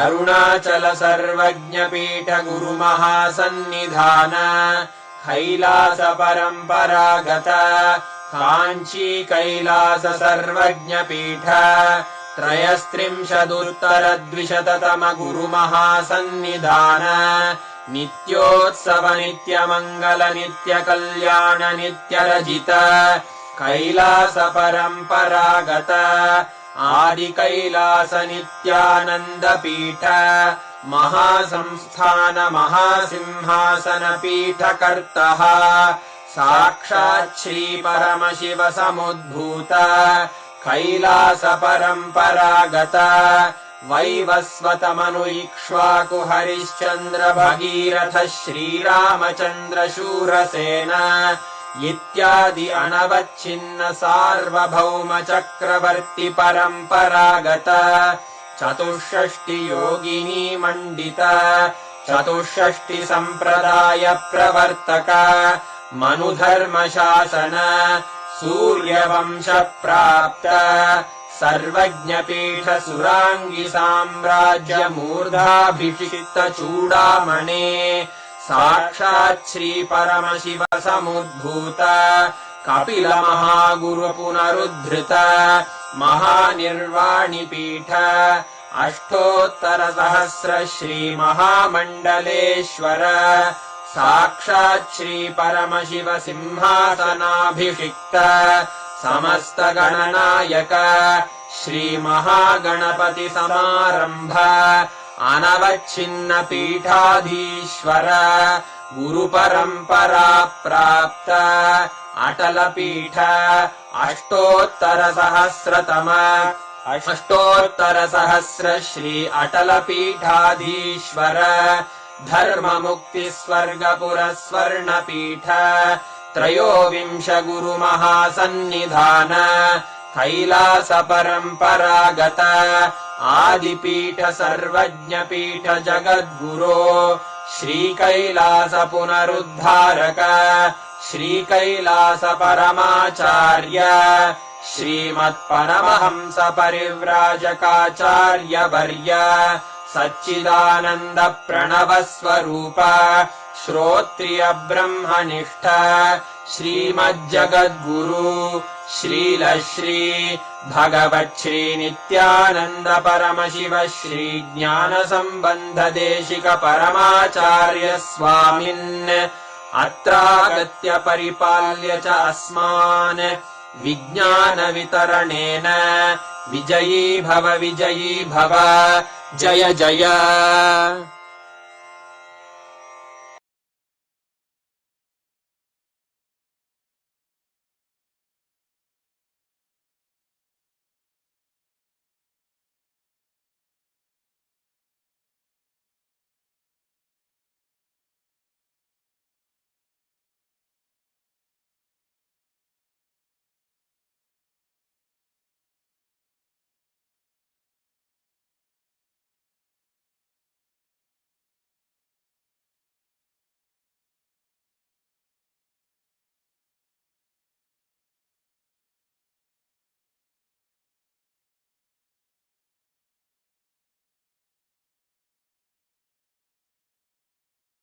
Paramashivoham.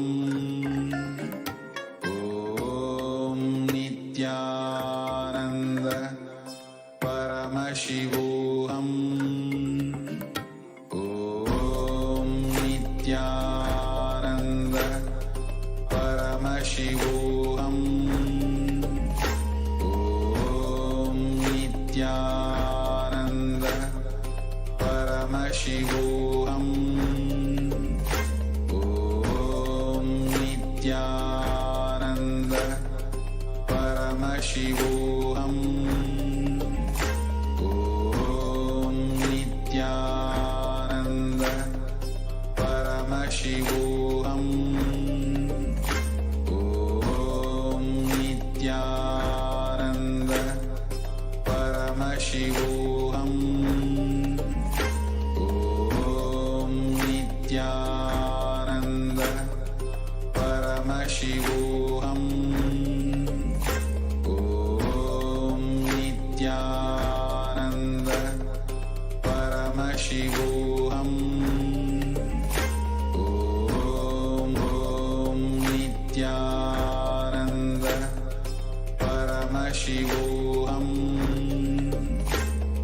Om Nithyananda Paramashivoham.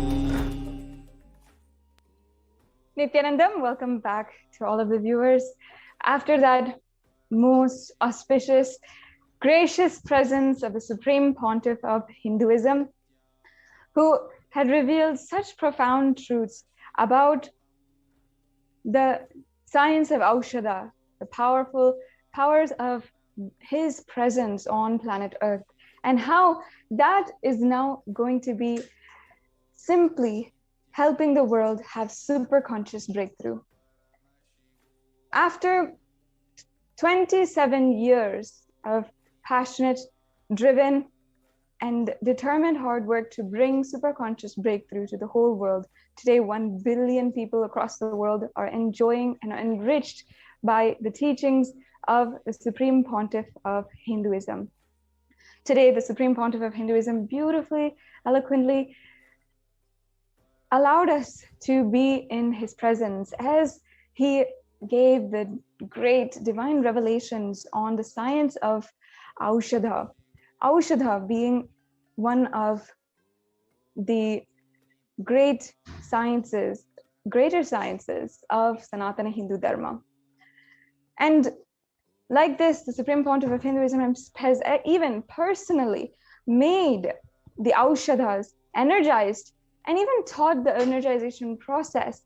And that same Aushadha has been shipped, delivered, distributed across the world to thousands of places, helping, enabling people to manifest Shaktis all over the world.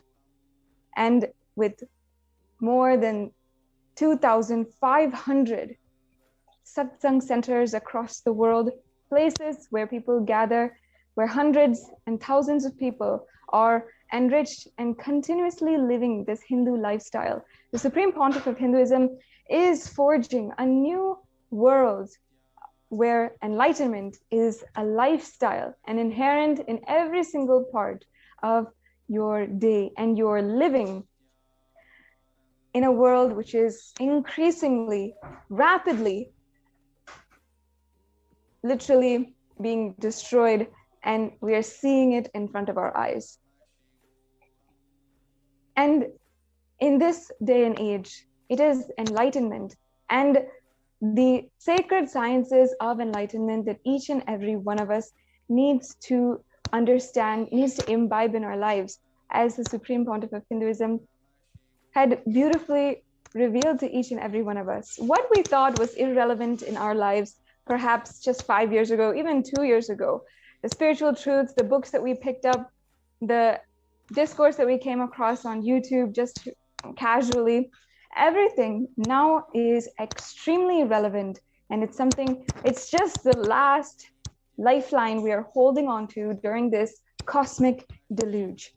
And as so much is going on in the world, we're holding on to that time. It is at this time that we, each and every one of us, should see the importance, the necessity, significance of ensuring that we have the integrity to the Hindu lifestyle, the enlightenment lifestyle, and integrity to the sciences, the great knowledge and the truths from Sanatana Hindu Dharma, which Paramashiva has revealed 60,000 years ago, and which he himself decided to incarnate on planet Earth once again and revive on planet Earth to help each and every one of us sail through this pralaya. Unfortunately, there are too many extreme terrorist forces out there who plot, conspire, and criminally strategize to destroy the Supreme Pontiff of Hinduism and literally take over all of the resources, all of the people, violate, rape, and absolutely dehumanize the Supreme Pontiff of Hinduism and all of the community around, all of his disciples and the community who live in Kailasas across the world. And they plot and conspire to absolutely destroy the entire thing. And for the last 10 years, us Kailasians across the world know, and we have seen, experienced, and some of us have been victim to the extreme brutal persecution of the Supreme Pontiff of Hinduism and the ASMT community, the Adi Shaivite minority community, which he is reviving. Now, over the last few days, I'm sure many of you have heard that the Supreme Pontiff of Hinduism, this persecution which has been literally following him for the last decade. We have seen finally that our voice is heard by the UN and the ONHCR.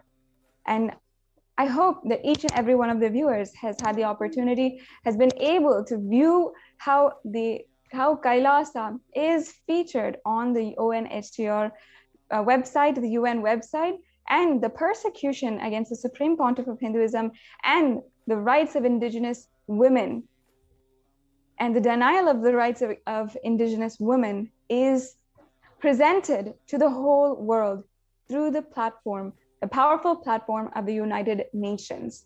This is an extremely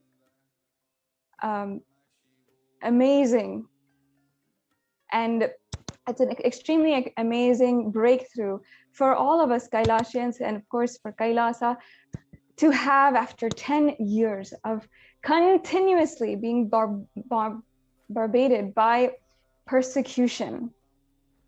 And across the world, in US, in India, in Canada, in Malaysia, we've been continuously under attack. And not only that, as disciples of the Supreme Pontiff of Hinduism and disciples who love and see our Guru as God, our caretaker of all of our worries, and who has literally helped us empower ourselves, taken care of our basic necessities and our spiritual necessities, everything needed for us to live a higher lifestyle and to enrich and encourage our ambition for a higher lifestyle and a higher experience of human life. The Supreme Pontiff of Hinduism has literally taken care of everything.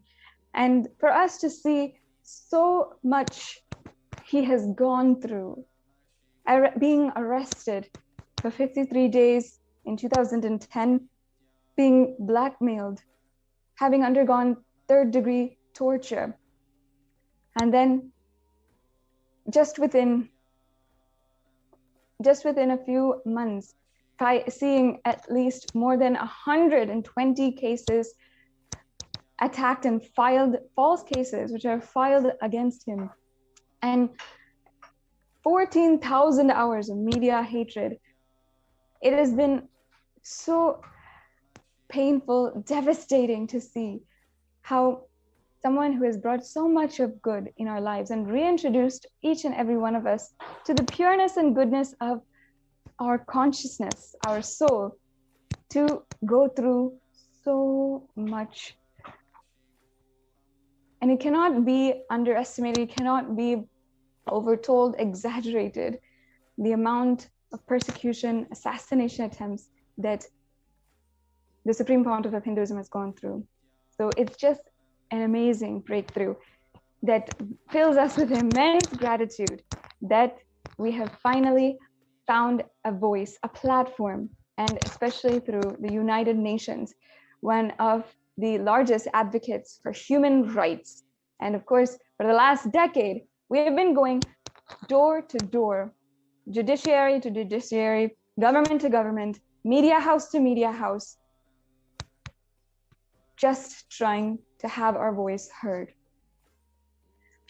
Today, over the last few days, since the time that the UN had recognized the persecution against the Supreme Pontiff of Hinduism and the ASMT women in the ASMT community, we have been requesting all the viewers on this platform who regularly tune into this platform to listen to our story further and help us establish our story to the whole world, establish the persecution of the Supreme Pontiff of Hinduism to the whole world, and help the whole world, all the international media channels, all of the international organizations who we have a common cause with, all Hindus all over the world, to understand the truth of our story, the truth of the persecution of the Supreme Pontiff of Hinduism,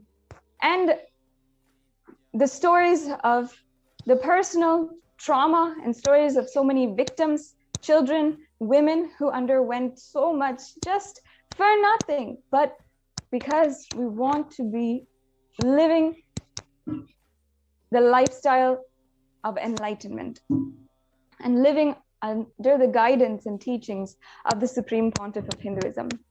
Over the past few days, we have been requesting each and every one of the viewers to share this victory that we've had, this final platform that we now have on the ONSCR website, where our story is being heard and legitimized by a very well-established international peaceful organization, and help us start to bring more and more good to the world, to help us defeat the attacks against the Supreme Pontiff of Hinduism, and allow the mission of Kailasa, the tremendous good that can come to the world that the Supreme Pontiff of Hinduism, the incarnation of Paramashiva, descended on planet Earth for. Today, we would like to present to all of the viewers an extremely important aspect of the persecution against the Supreme Pontiff of Hinduism and the ASMT women. On the 2nd of March 2010, the whole world came to know, and for the first time, it became revealed to the masses the amount of persecution, conspiracy going on against the Supreme Pontiff of Hinduism, and how the objectification of the Supreme Pontiff of Hinduism and the objectification of women of the ASMT community has been proliferated and used as a weapon to start inciting hatred against women of the ASMT community and the Supreme Pontiff of Hinduism himself. And ultimately, this hatred was incited to such an extent to cause mob lynchings, to ultimately justify the propaganda against the Supreme Pontiff of Hinduism and justify the false cases against the Supreme Pontiff of Hinduism, and ultimately justify why they were out to destroy him and eliminate him and assassinate the Supreme Pontiff of Hinduism. We'd like to begin, first of all, by explaining to all of the viewers how in Sanatana Hindu Dharma, the original Sanatana Hindu Dharma, the practice and lifestyle of the Adi Shaivite minority tradition was a absolutely zero discrimination community. And it's not a community, I should say, it's a civilization where zero discrimination was tolerated. And not only this, an invaluable teaching of all inclusiveness and acceptance was proliferated among every single individual, every single being in the ASMT community. And for this, for a civilization to happen, all genders were accepted. And not only that, there were 11 genders which had been accepted, recognized, and people lived, whether it's a male, female, bisexual, and different sexual orientations, all of them were accepted in Hinduism, recognized, and also empowered for their pureness of consciousness, empowered for being divine themselves. Each and every person, no matter their gender, no matter their sexual orientation, was empowered for their infinite consciousness, for what they truly were, the pure consciousness. And in Sanatana Hindu Dharma, not only this, but the avatars, the incarnations, were accepted to have and express the qualities of Ardhanarishwara, meaning that they were beyond gender. They were beyond the qualities of male, female, or qualities of bisexual and any sort of sexual orientation. In fact, in the Avatar Shastra, it is very much written, told that avatars have the quality of being Ardhanarishwara, being embodiments of Ardhanarishwara, as in they were literally beyond gender, beyond male and female. And no matter if it was women or male, they were equally empowered for their infinite possibility.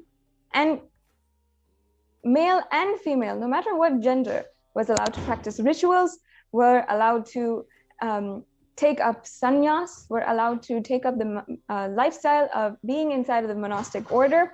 They were allowed to be in the any order that they prefer, that they choose by their nature. And they were able to empower themselves where they felt was right and true to themselves, express themselves as they wished.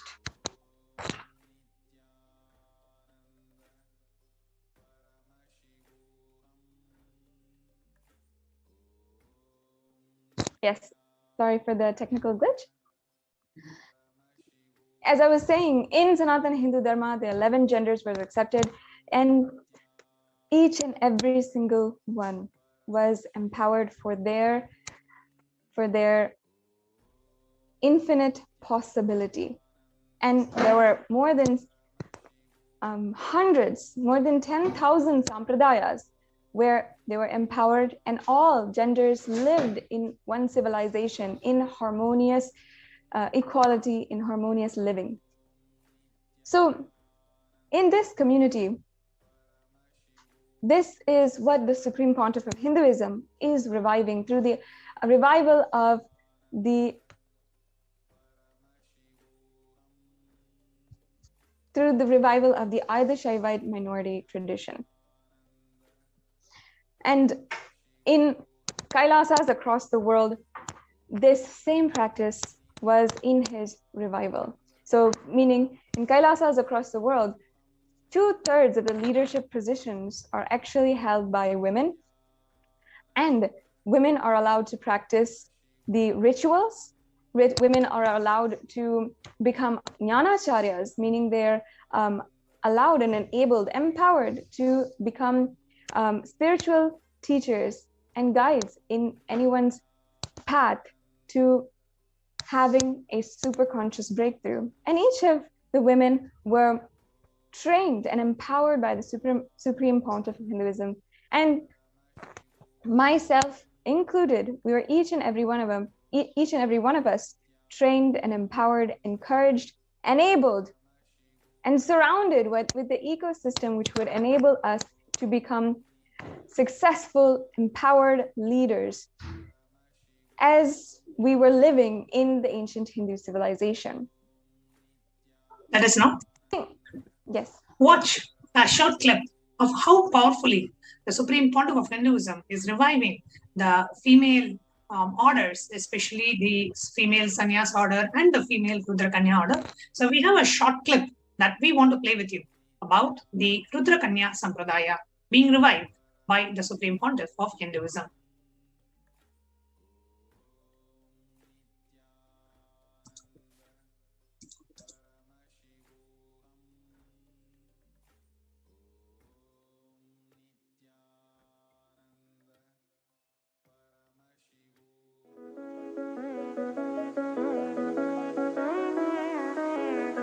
Hinduism is home to a lineage of powerful, chaste women, the Rudra Kanya.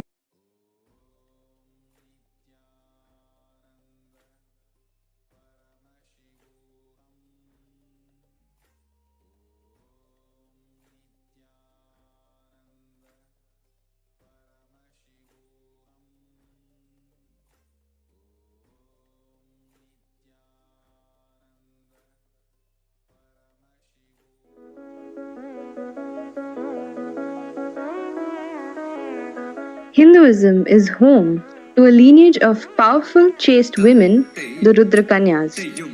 They embody a ferocious statement of devotion and chastity to Mahasadashiva.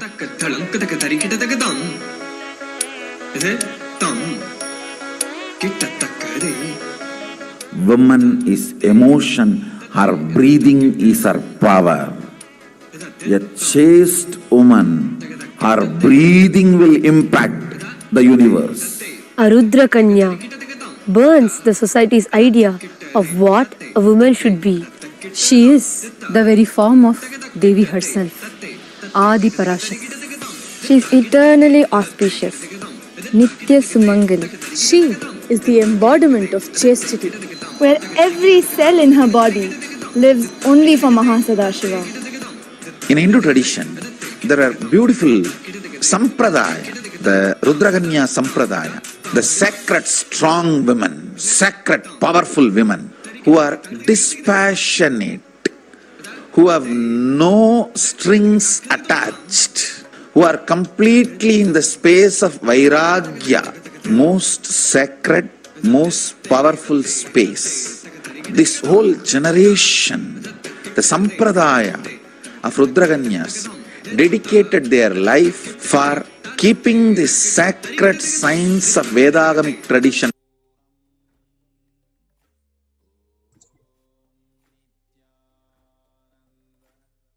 As you can see how the Supreme Pontiff of Hinduism is reviving all the ancient sampradayas, and not just the sacred feminism. As Sadashiva Priya was telling earlier, the very Adi Shaivite minority tradition, and we can have the NTV operator can project Sadashiva Priya as well. So we can have in Adi Shaivite minority tradition and in Hinduism, Hinduism accepts 11 genders. So LGBTQ plus and more, Hinduism recognizes, and the 11 genders. So everyone has a place in Hinduism. Nobody feels that they are not welcomed or they are not a part of this tradition. And the 11 genders in Hinduism, how Hinduism categorizes based on the 4 different categories. One is physical. What is your physical gender? What is your physiological gender, psychological gender, and conscious gender? And the permutation combination of these 4 form the 11 genders of Hinduism. And the Supreme Pontiff of Hinduism is reviving all the 11 genders and letting the Hindus know that from the scriptures, the Supreme Pontiff of Hinduism has quoted from the Agamas, where it very clearly quotes the acceptance of 11 genders. In one of the places of the Agamas, where Paramashiva himself says that when you are applying how Bhasma should be applied on the forehead, and it says this is how male should apply, and this is how female should apply, and this is how all the other 11 genders, all the other genders out of the 11 genders, this is how all the other genders should apply. So very clearly in the Agamas, which are the source scriptures of Hinduism, there is a reference to the 11 genders. That is why ASMT, which is one of the sects of Hinduism, is extremely progressive and at the same time extremely traditional. So progressive doesn't mean modern and untraditional. Hinduism is progressive and Hinduism is traditional, extremely traditional at the same time. So the first point that we want to share with all of you is that there are 11 genders in Hinduism. Hinduism accepts LGBTQ and all the 11 genders. And the Supreme Pontiff has declared himself to be a sannyasi and of a transcendental gender. And the very concept of transcendental gender, we wanted to give an idea. See, male is not 100% male. In him, 51% is male and 49% is female. Because that is why you'll see in many of us, right? In many females, you may see some male attributes or characteristics, the way they behave, talk. And then the men, you will see some of them are very emotional. So it is not that a person is 100% male and 100% female. No, there is 51% you are male and then 51% you are female.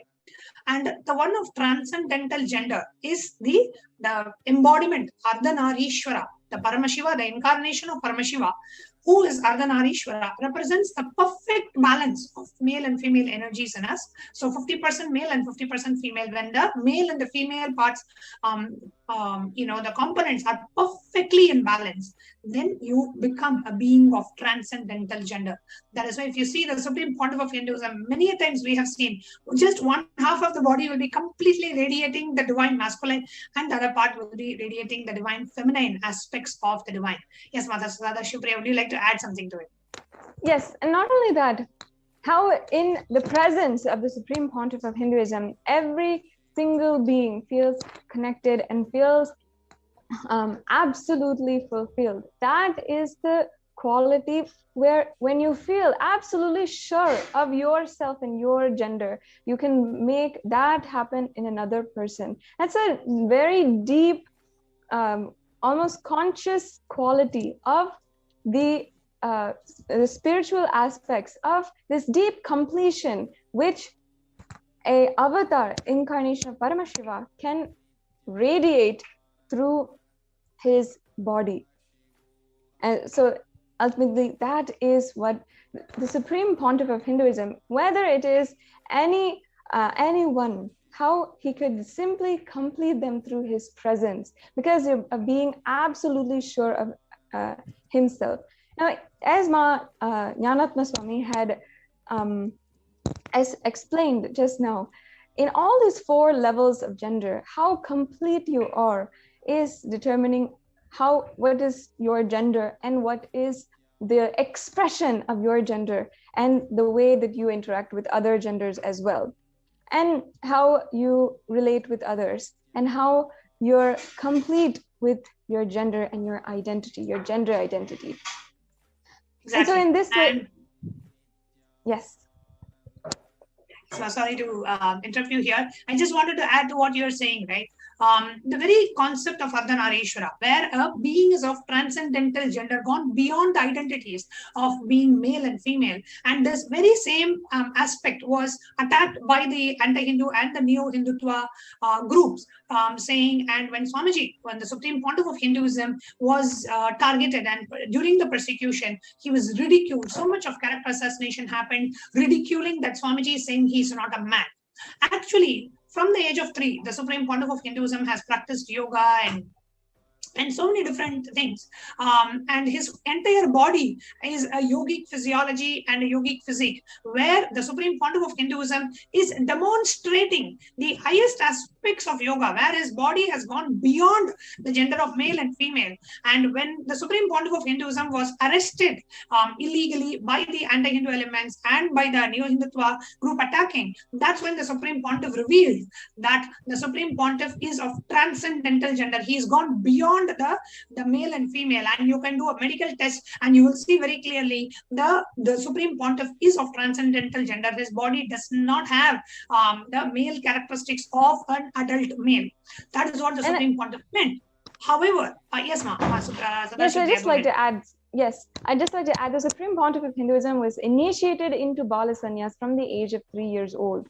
And ultimately, he was surrounded in an ecosystem with highly adept aghoris and gurus, people who had themselves been, who had mastered going beyond gender and from the young age been able to express these powers, express these higher qualities of going beyond gender. And at the age of 12 years old, and as well as at the age of 16 years old, the Supreme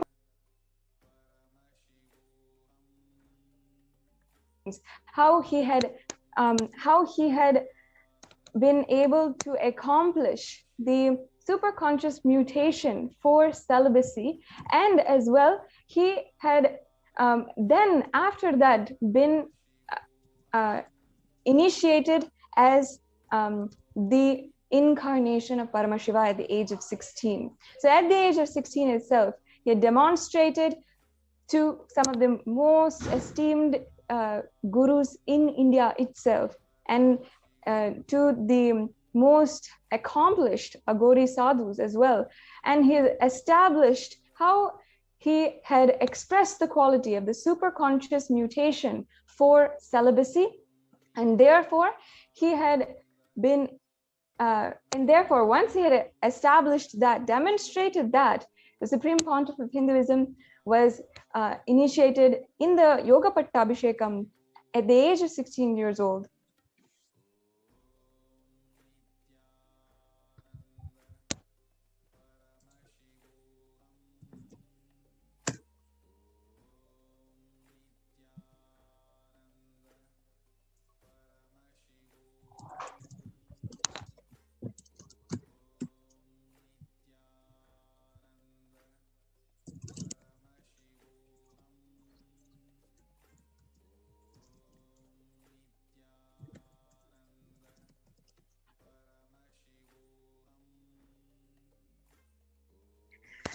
Yes, I'm leading with all the viewers for that technical difficulty.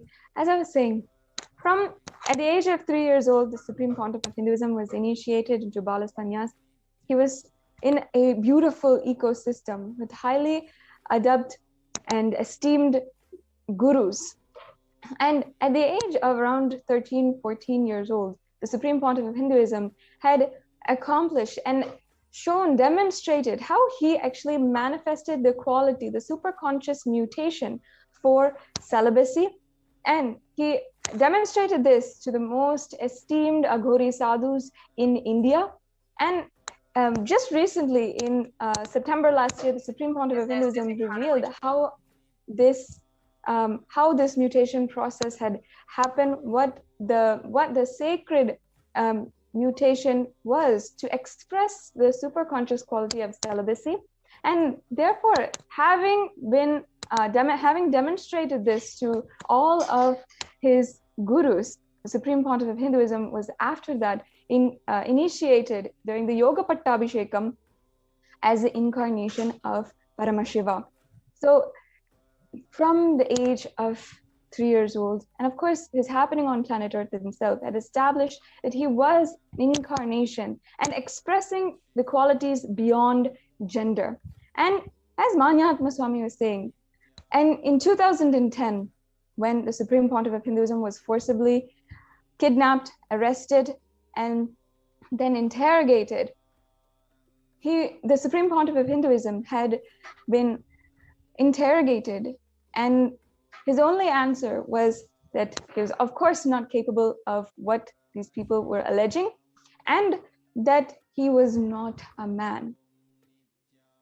But using this very statement, the media went absolutely ballistic, trying to mock, ridicule, and incite hatred in the public for the superconscious qualities and the expression of superconscious.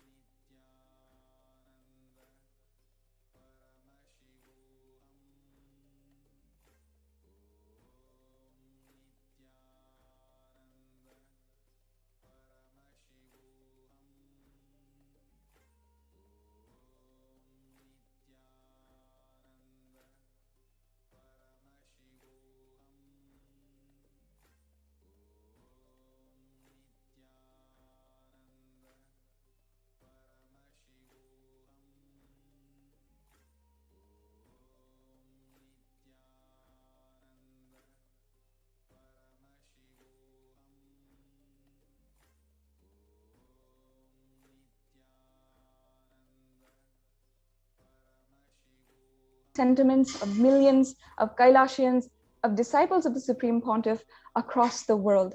And not only the fact that he is a transcendental gender, that he is absolutely beyond gender, but even how he is a sannyasi. They literally made the Supreme Pontiff of Hinduism, they just fabricated, morphed, even made so many graphics that would just destroy and show the Supreme Pontiff of Hinduism, dehumanize him entirely. And ultimately what this would do is incite hatred among the public and enable the public to just sit back and make no opinion and justify the acts of torture and how they would later on attempt to assassinate the Supreme Pontiff of Hinduism. And here you can see, as the media article is showing, everything that the Supreme Pontiff of Hinduism reveals about his body being of transcendental gender, where because of the highest tapas and the yoga, and from the age of 3 that Swamiji had been trained into, his very physiology has gone beyond that identity of a male or a female. Though the Supreme Pontiff may be carrying a male body, he said, I am of declaring myself of the transcendental gender, where I do not feel that I am a male or a female. And we have done so many medical tests on the Supreme Pontiff of Hinduism, which show very clearly that the male hormone level in Swamiji's body is less than that of a 6-year-old child, which is unheard of. So even medically, scientifically, we have been able to show that the Supreme Pontiff is of transcendental gender. He may be an adult male as per his age, but the body, hormone level, and all these show completely differently. So even scientifically, we have been able to prove that. But however, the media continues to abuse the Supreme Pontiff of Hinduism and spread so much of hate speech and made him a laughing stock in the media, and that's what they continue to do. And in fact, the medical records that were done in 2014 show that the Supreme Pontiff of Hinduism expresses the testosterone levels of a 6-year-old.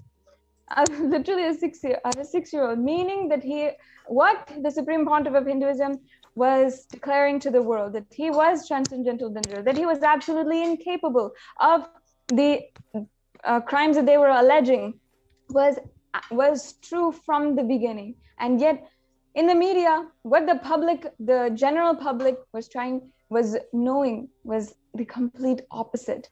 And the frenzy that the media created allowed the criminals and the neo-Hindutva militant forces to kidnap the Supreme Pontiff of Hinduism and torture him, trying to get a false confession out of him, and then trying to assassinate him ultimately. And not only this, in so many different ways, the Hindu culture that the Supreme Pontiff of Hinduism was reviving. For example, saying that linga worship was phallic worship, and saying that the way that the Supreme Pontiff of Hinduism was dressing was cross-dressing. All of this is absolute crimes against Sanatana Hindu Dharma that we have not shown to the world and have not told to the world. And finally, only through today, when the UN is recognizing the persecution of the Supreme Pontiff of Hinduism, we are actually having a voice for all of these absolute crimes and the denial of human rights of Hindus, and of course, ultimately, the Supreme Pontiff of Hinduism himself. And it is not just the Supreme Pontiff of Hinduism. Of course, the Supreme Pontiff of Hinduism went through the most brutal, with over 70 assassination attempts over the course of 10 years. And so many other attacks to all of his adinams across the world too, and how literally in all different directions attack was being filed against the Supreme Pontiff of Hinduism, whether it's physical attack in the properties and in the adinams, whether it was direct physical attack against the Supreme Pontiff of Hinduism and his physical body, or it was his disciples. It was always. I just wanted to, Sadashivri, at this moment, I just wanted to pause and just share a very short clip, a revelation by the Supreme Pontiff of Hinduism about his own gender. Let's watch the short clip. Yes, ma'am.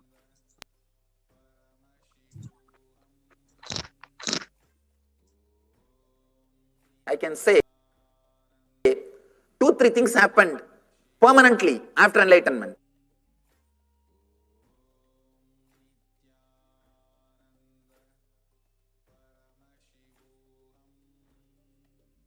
First thing,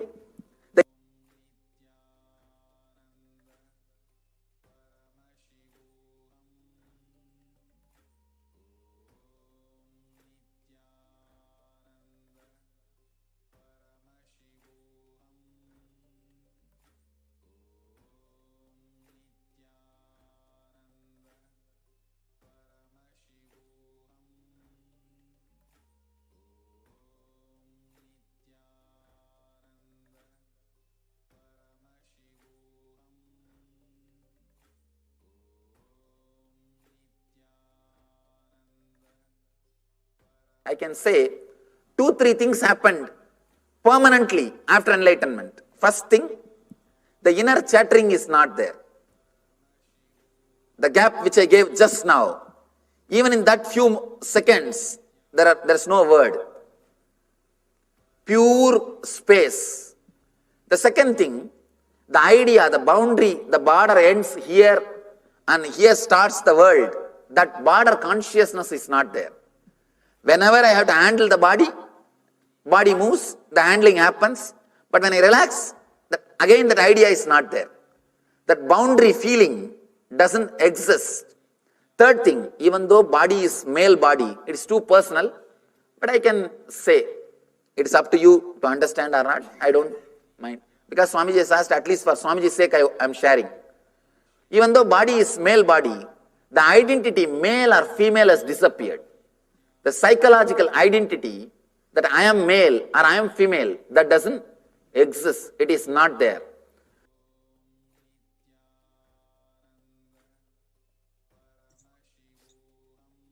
Like the Supreme Pontiff of Hinduism revealed, that very identity that I am male or I am female is not there. And this has been continuously been ridiculed in the media.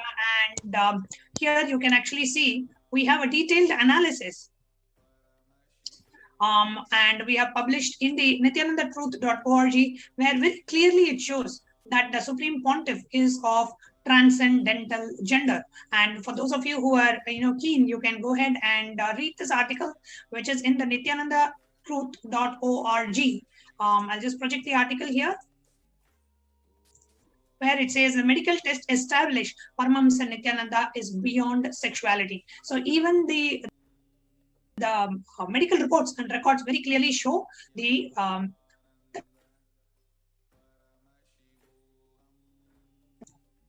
Now, while this is on one side, right, the Supreme Pontiff is of transcendental gender, however, the anti-Hindu elements continue to ridicule and continue to isolate Supreme Pontiff of Hinduism, just inciting mob hatred and mocking him based on the gender and, projecting him as if he is gay and he's of, the third gender and whatnot. And they used all this to hurt and abuse the sentiments of millions of Hindus, to whom Supreme Pontiff of Hinduism is the God and the Guru. And they used all these to justify all the false cases and to increase the hate speech and to make the Supreme Pontiff of Hinduism look like a person of questionable character, and that he is not a traditional Hindu guru the way that the neo-Hindutva claims to, just to kind of isolate the Supreme Pontiff of Hinduism from the rest of the community. And the strategy from the beginning with the anti-Hindu, neo-Hindutva militant and terrorist forces is to use the media, their media influence, and literally the media which they own, to make all the qualities which they have, and whether it is raping, whether it is being rapists or child pedophiles or child rapists, or whether it is drug trafficking, all the qualities which they use Sangha resources, they infiltrate the Sangha, use Sangha resources, and then they project that in the media onto the Supreme Pontiff of Hinduism, and use all that to arrest and destroy and ultimately try to assassinate and use the the same Supreme Pontiff. aspects. They first of all, they ridicule the gender of the Supreme Pontiff of Hinduism. Second of all, the Supreme Pontiff of Hinduism takes an extremely, as an ASMT leader, takes an extremely progressive stance when it comes to women, when it comes to women's rights, gender equality.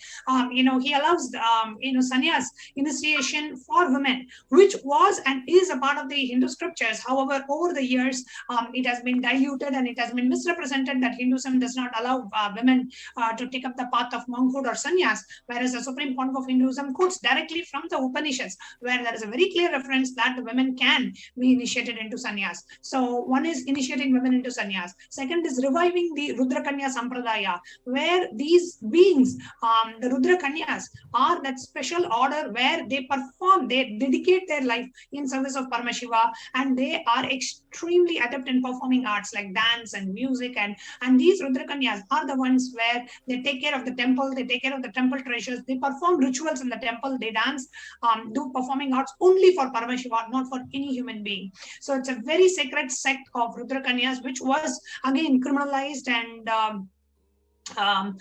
misrepresented as prostitutes, and the whole order of Rudra Kanyas was destroyed.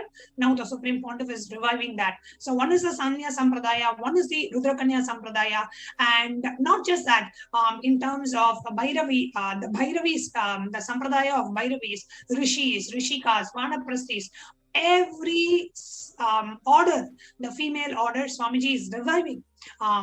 And also women in leadership positions. If you see in Kailasa and in Nithyananda Sangha, we have so many women in leadership positions who head different organizations, or who head different regions, like whom we call as the House of Representatives. We have more than 60% of the House of Representatives of Kailasa who are representing different geographical regions are women. And women do take leadership position in the Sangha. And if you see even in the Nithyananda TV hosting, most of us who conduct programs or who take these classes, we are women. And we are given this platform to come and share. So the Supreme Pontiff of Hinduism extremely progressive when it comes to stances taken for women and gender equality, and even allowing us to perform the temple rituals and do everything possible. And just because of this, the stance that the Supreme Pontiff of Hinduism takes towards women, he is being a prime target. Because the neo-Hindutva elements, if they want to do a cultural genocide of a community, in this case the Adi Shaivite minority tradition, they target the vulnerable segments of the society, which is women and children. So they targeted the indigenous women of ASMT, and they targeted the ASMT leader, which is the Supreme Pontiff of Hinduism. And exactly this particular segment, dimension of the persecution, has been recognized by the United Nations in the report, which you can download from the United Nations website. Yes, Masadashi. And not only that, so it's not just, of course, this is not just an isolated incident. It's not the first time we're seeing that the sexual assault, rape, child abuse is being used as a weapon of war against entire civilization. If we see the Cambodian genocide, Rwandan genocide, if we see even the Jewish Holocaust, rape and child abuse and the use the attacks against women, all of that is used as a weapon of war, and that is also recognized as a legitimate weapon, a legitimate attack method and strategy for supremacist racist forces to take over a civilization and exploit people and deny people of their basic human rights. And of course, finally today we have a platform where the Hindus and the Hindu Holocaust and the Hindu the persecution against the Supreme Pontiff of Hinduism and the ASMT women is finally being heard. And now, of course, as you said, that can be downloaded. And of course, we encourage and request all of the viewers to share that link. Make sure that you're sharing it. Take a few minutes and share, because it is the voices of hundreds of victims who have undergone what they have gone through and who have undergone so much of heinous crimes and assault. Absolutely. And one is, how the Supreme Pontiff of Hinduism is reviving that respect for the divine feminism, and women are worshipped as Devi Parashakti, and there is no discrimination against gender or sexual identity in the Adishavit minority tradition. Rudrakanyas and sannyasis are so highly revered, respected, and given their special unique place. So many women in leadership positions, and Swamiji has always given the highest ideals. And if you see the ASMT tradition, you will see the great symbols of Vedic feminism, like Akka Mahadevi and Bhairavi Brahmani, Vellayammal, the Ammani Amman. So many examples are there of powerful women who radiated that space and the powers of Paramashiva.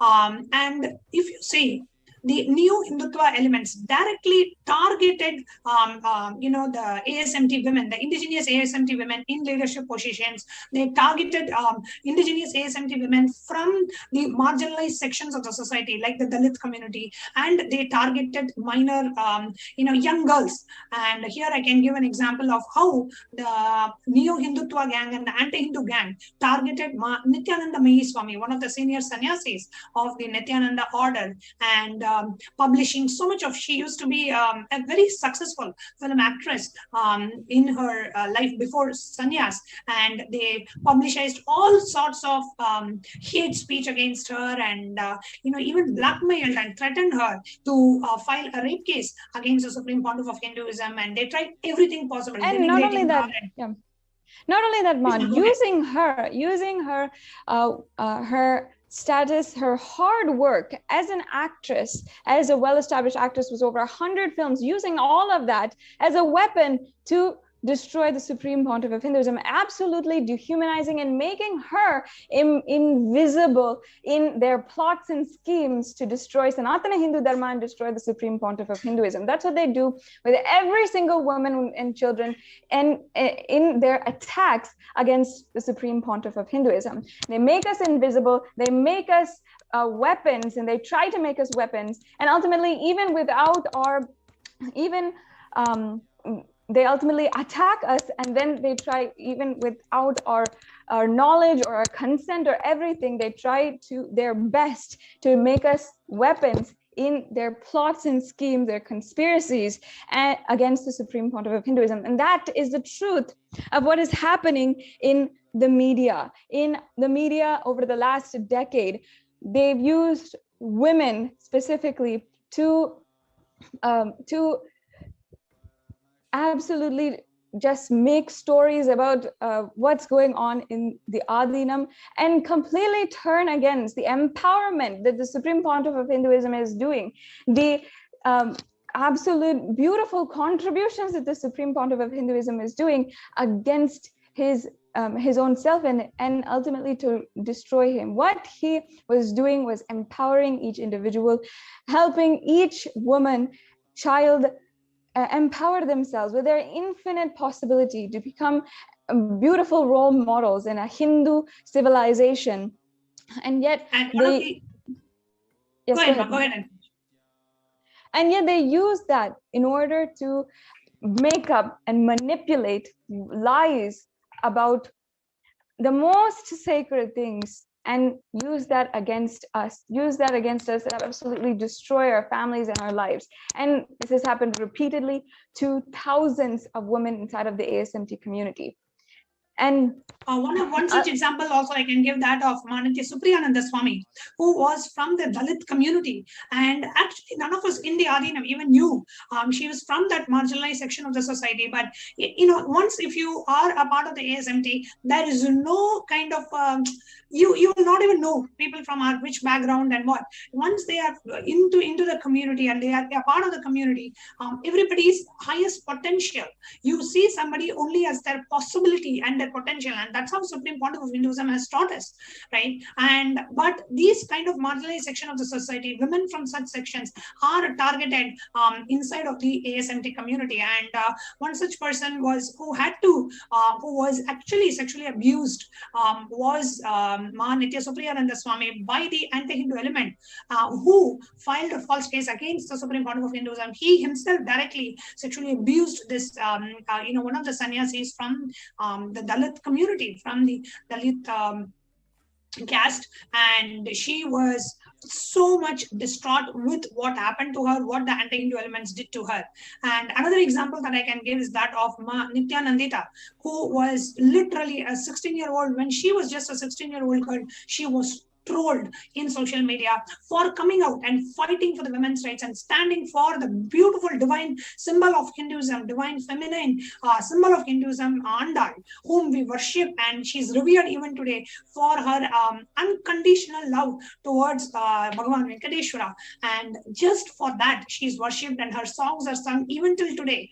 And she was being portrayed and misrepresented as a prostitute, as a Devadasi and as a prostitute woman. And when the voices were given, when Ma Nithyanandita, as a 16-year-old Balasant of Kailasa, when she stood up and gave the voice, hundreds and thousands of media channels trolled this young 16-year-old girl who is fighting for Sanatana Hindu Dharma, fighting for the rights of Vedic feminism. She was trolled left, right, and center. However, and at the time, actually, Ma, she was a minor. These insensitive haters on media and as well online, they had framed and showed her in such vile, defaming ways.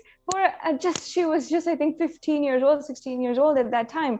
It was absolutely atrocious to see one of my sister sannyasis and her being projected in the media in such a extremely dehumanizing way. And this has happened for every single woman who decides to empower. See, one more point is, all these Balasans, these Ma Nithyananditas are literally see Swamiji not just as a guru, but as a spiritual father. And, it's being trolled in the media as if, there are like such vulgar images of portraying her with Swamiji, and it was so disheartening. And imagine for a minor girl, a 16-year-old girl, seeing such rubbish portrayals on the media, how it would have affected her as a small girl who wants to stand up and fight what wrong she did. She fought for Hinduism. She stood for Vedic feminism. She stood as a real symbol of Vedic feminism and fought out in the world, and she ended up being trolled. So it is important that we as Hindus bring out the persecution that the indigenous women of Hinduism and of ASMT community have gone through. And thanks to the United Nations for publishing and recognizing the persecution of the Supreme Pontiff of Hinduism and Kailasa.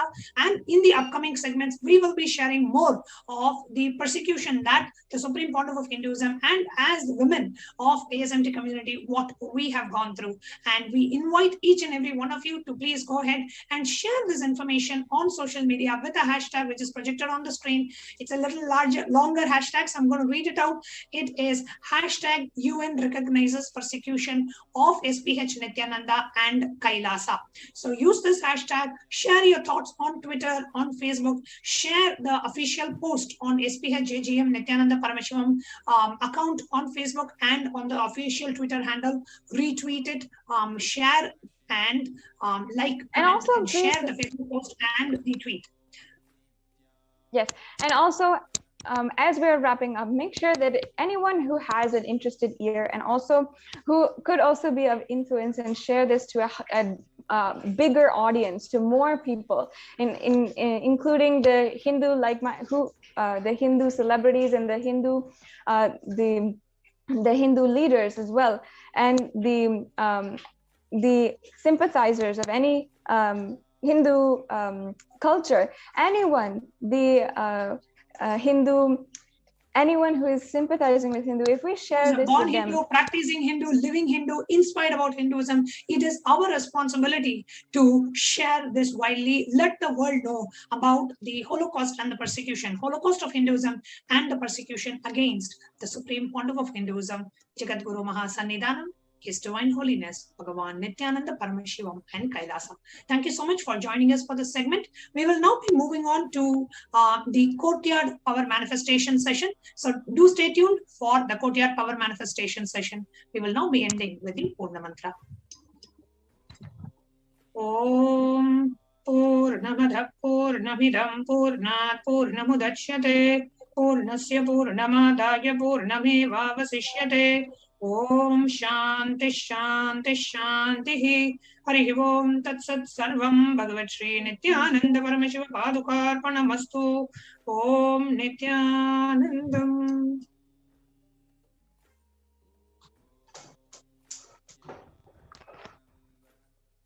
Paramashivoham.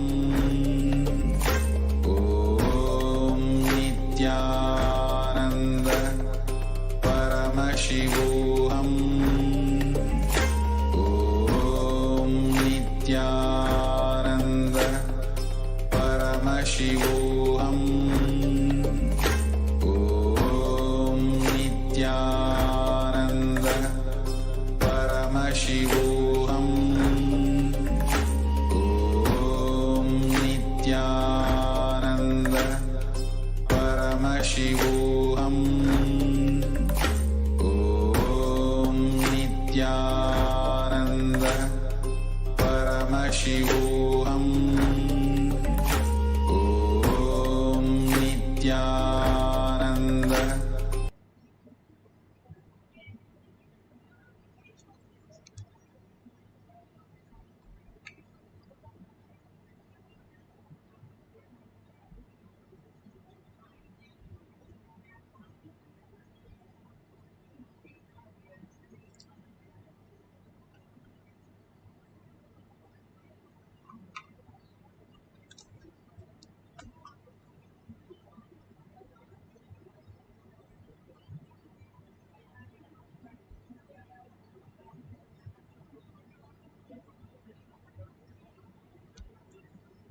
Let's start with the Sadguru Vandanam. Nithyanandam Paramasukhanam Kevalam Jnanamurtim Dvandvatitam Gaganasadasham Tattvamasya Lakshmam Ekam Nityam Vimalamachalam Sarvadi Sakshi Bhutam Bhavatitam Trigunarahitam Sadgurum Tam Namami. Let's go through the disclaimers. Security measures. No photography, video, audio recording. Important cautions.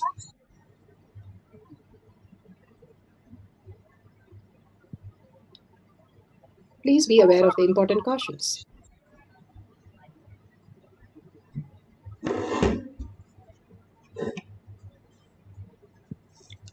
What is power manifestation? Let's hear from Bhagavan himself explaining what is power manifestation.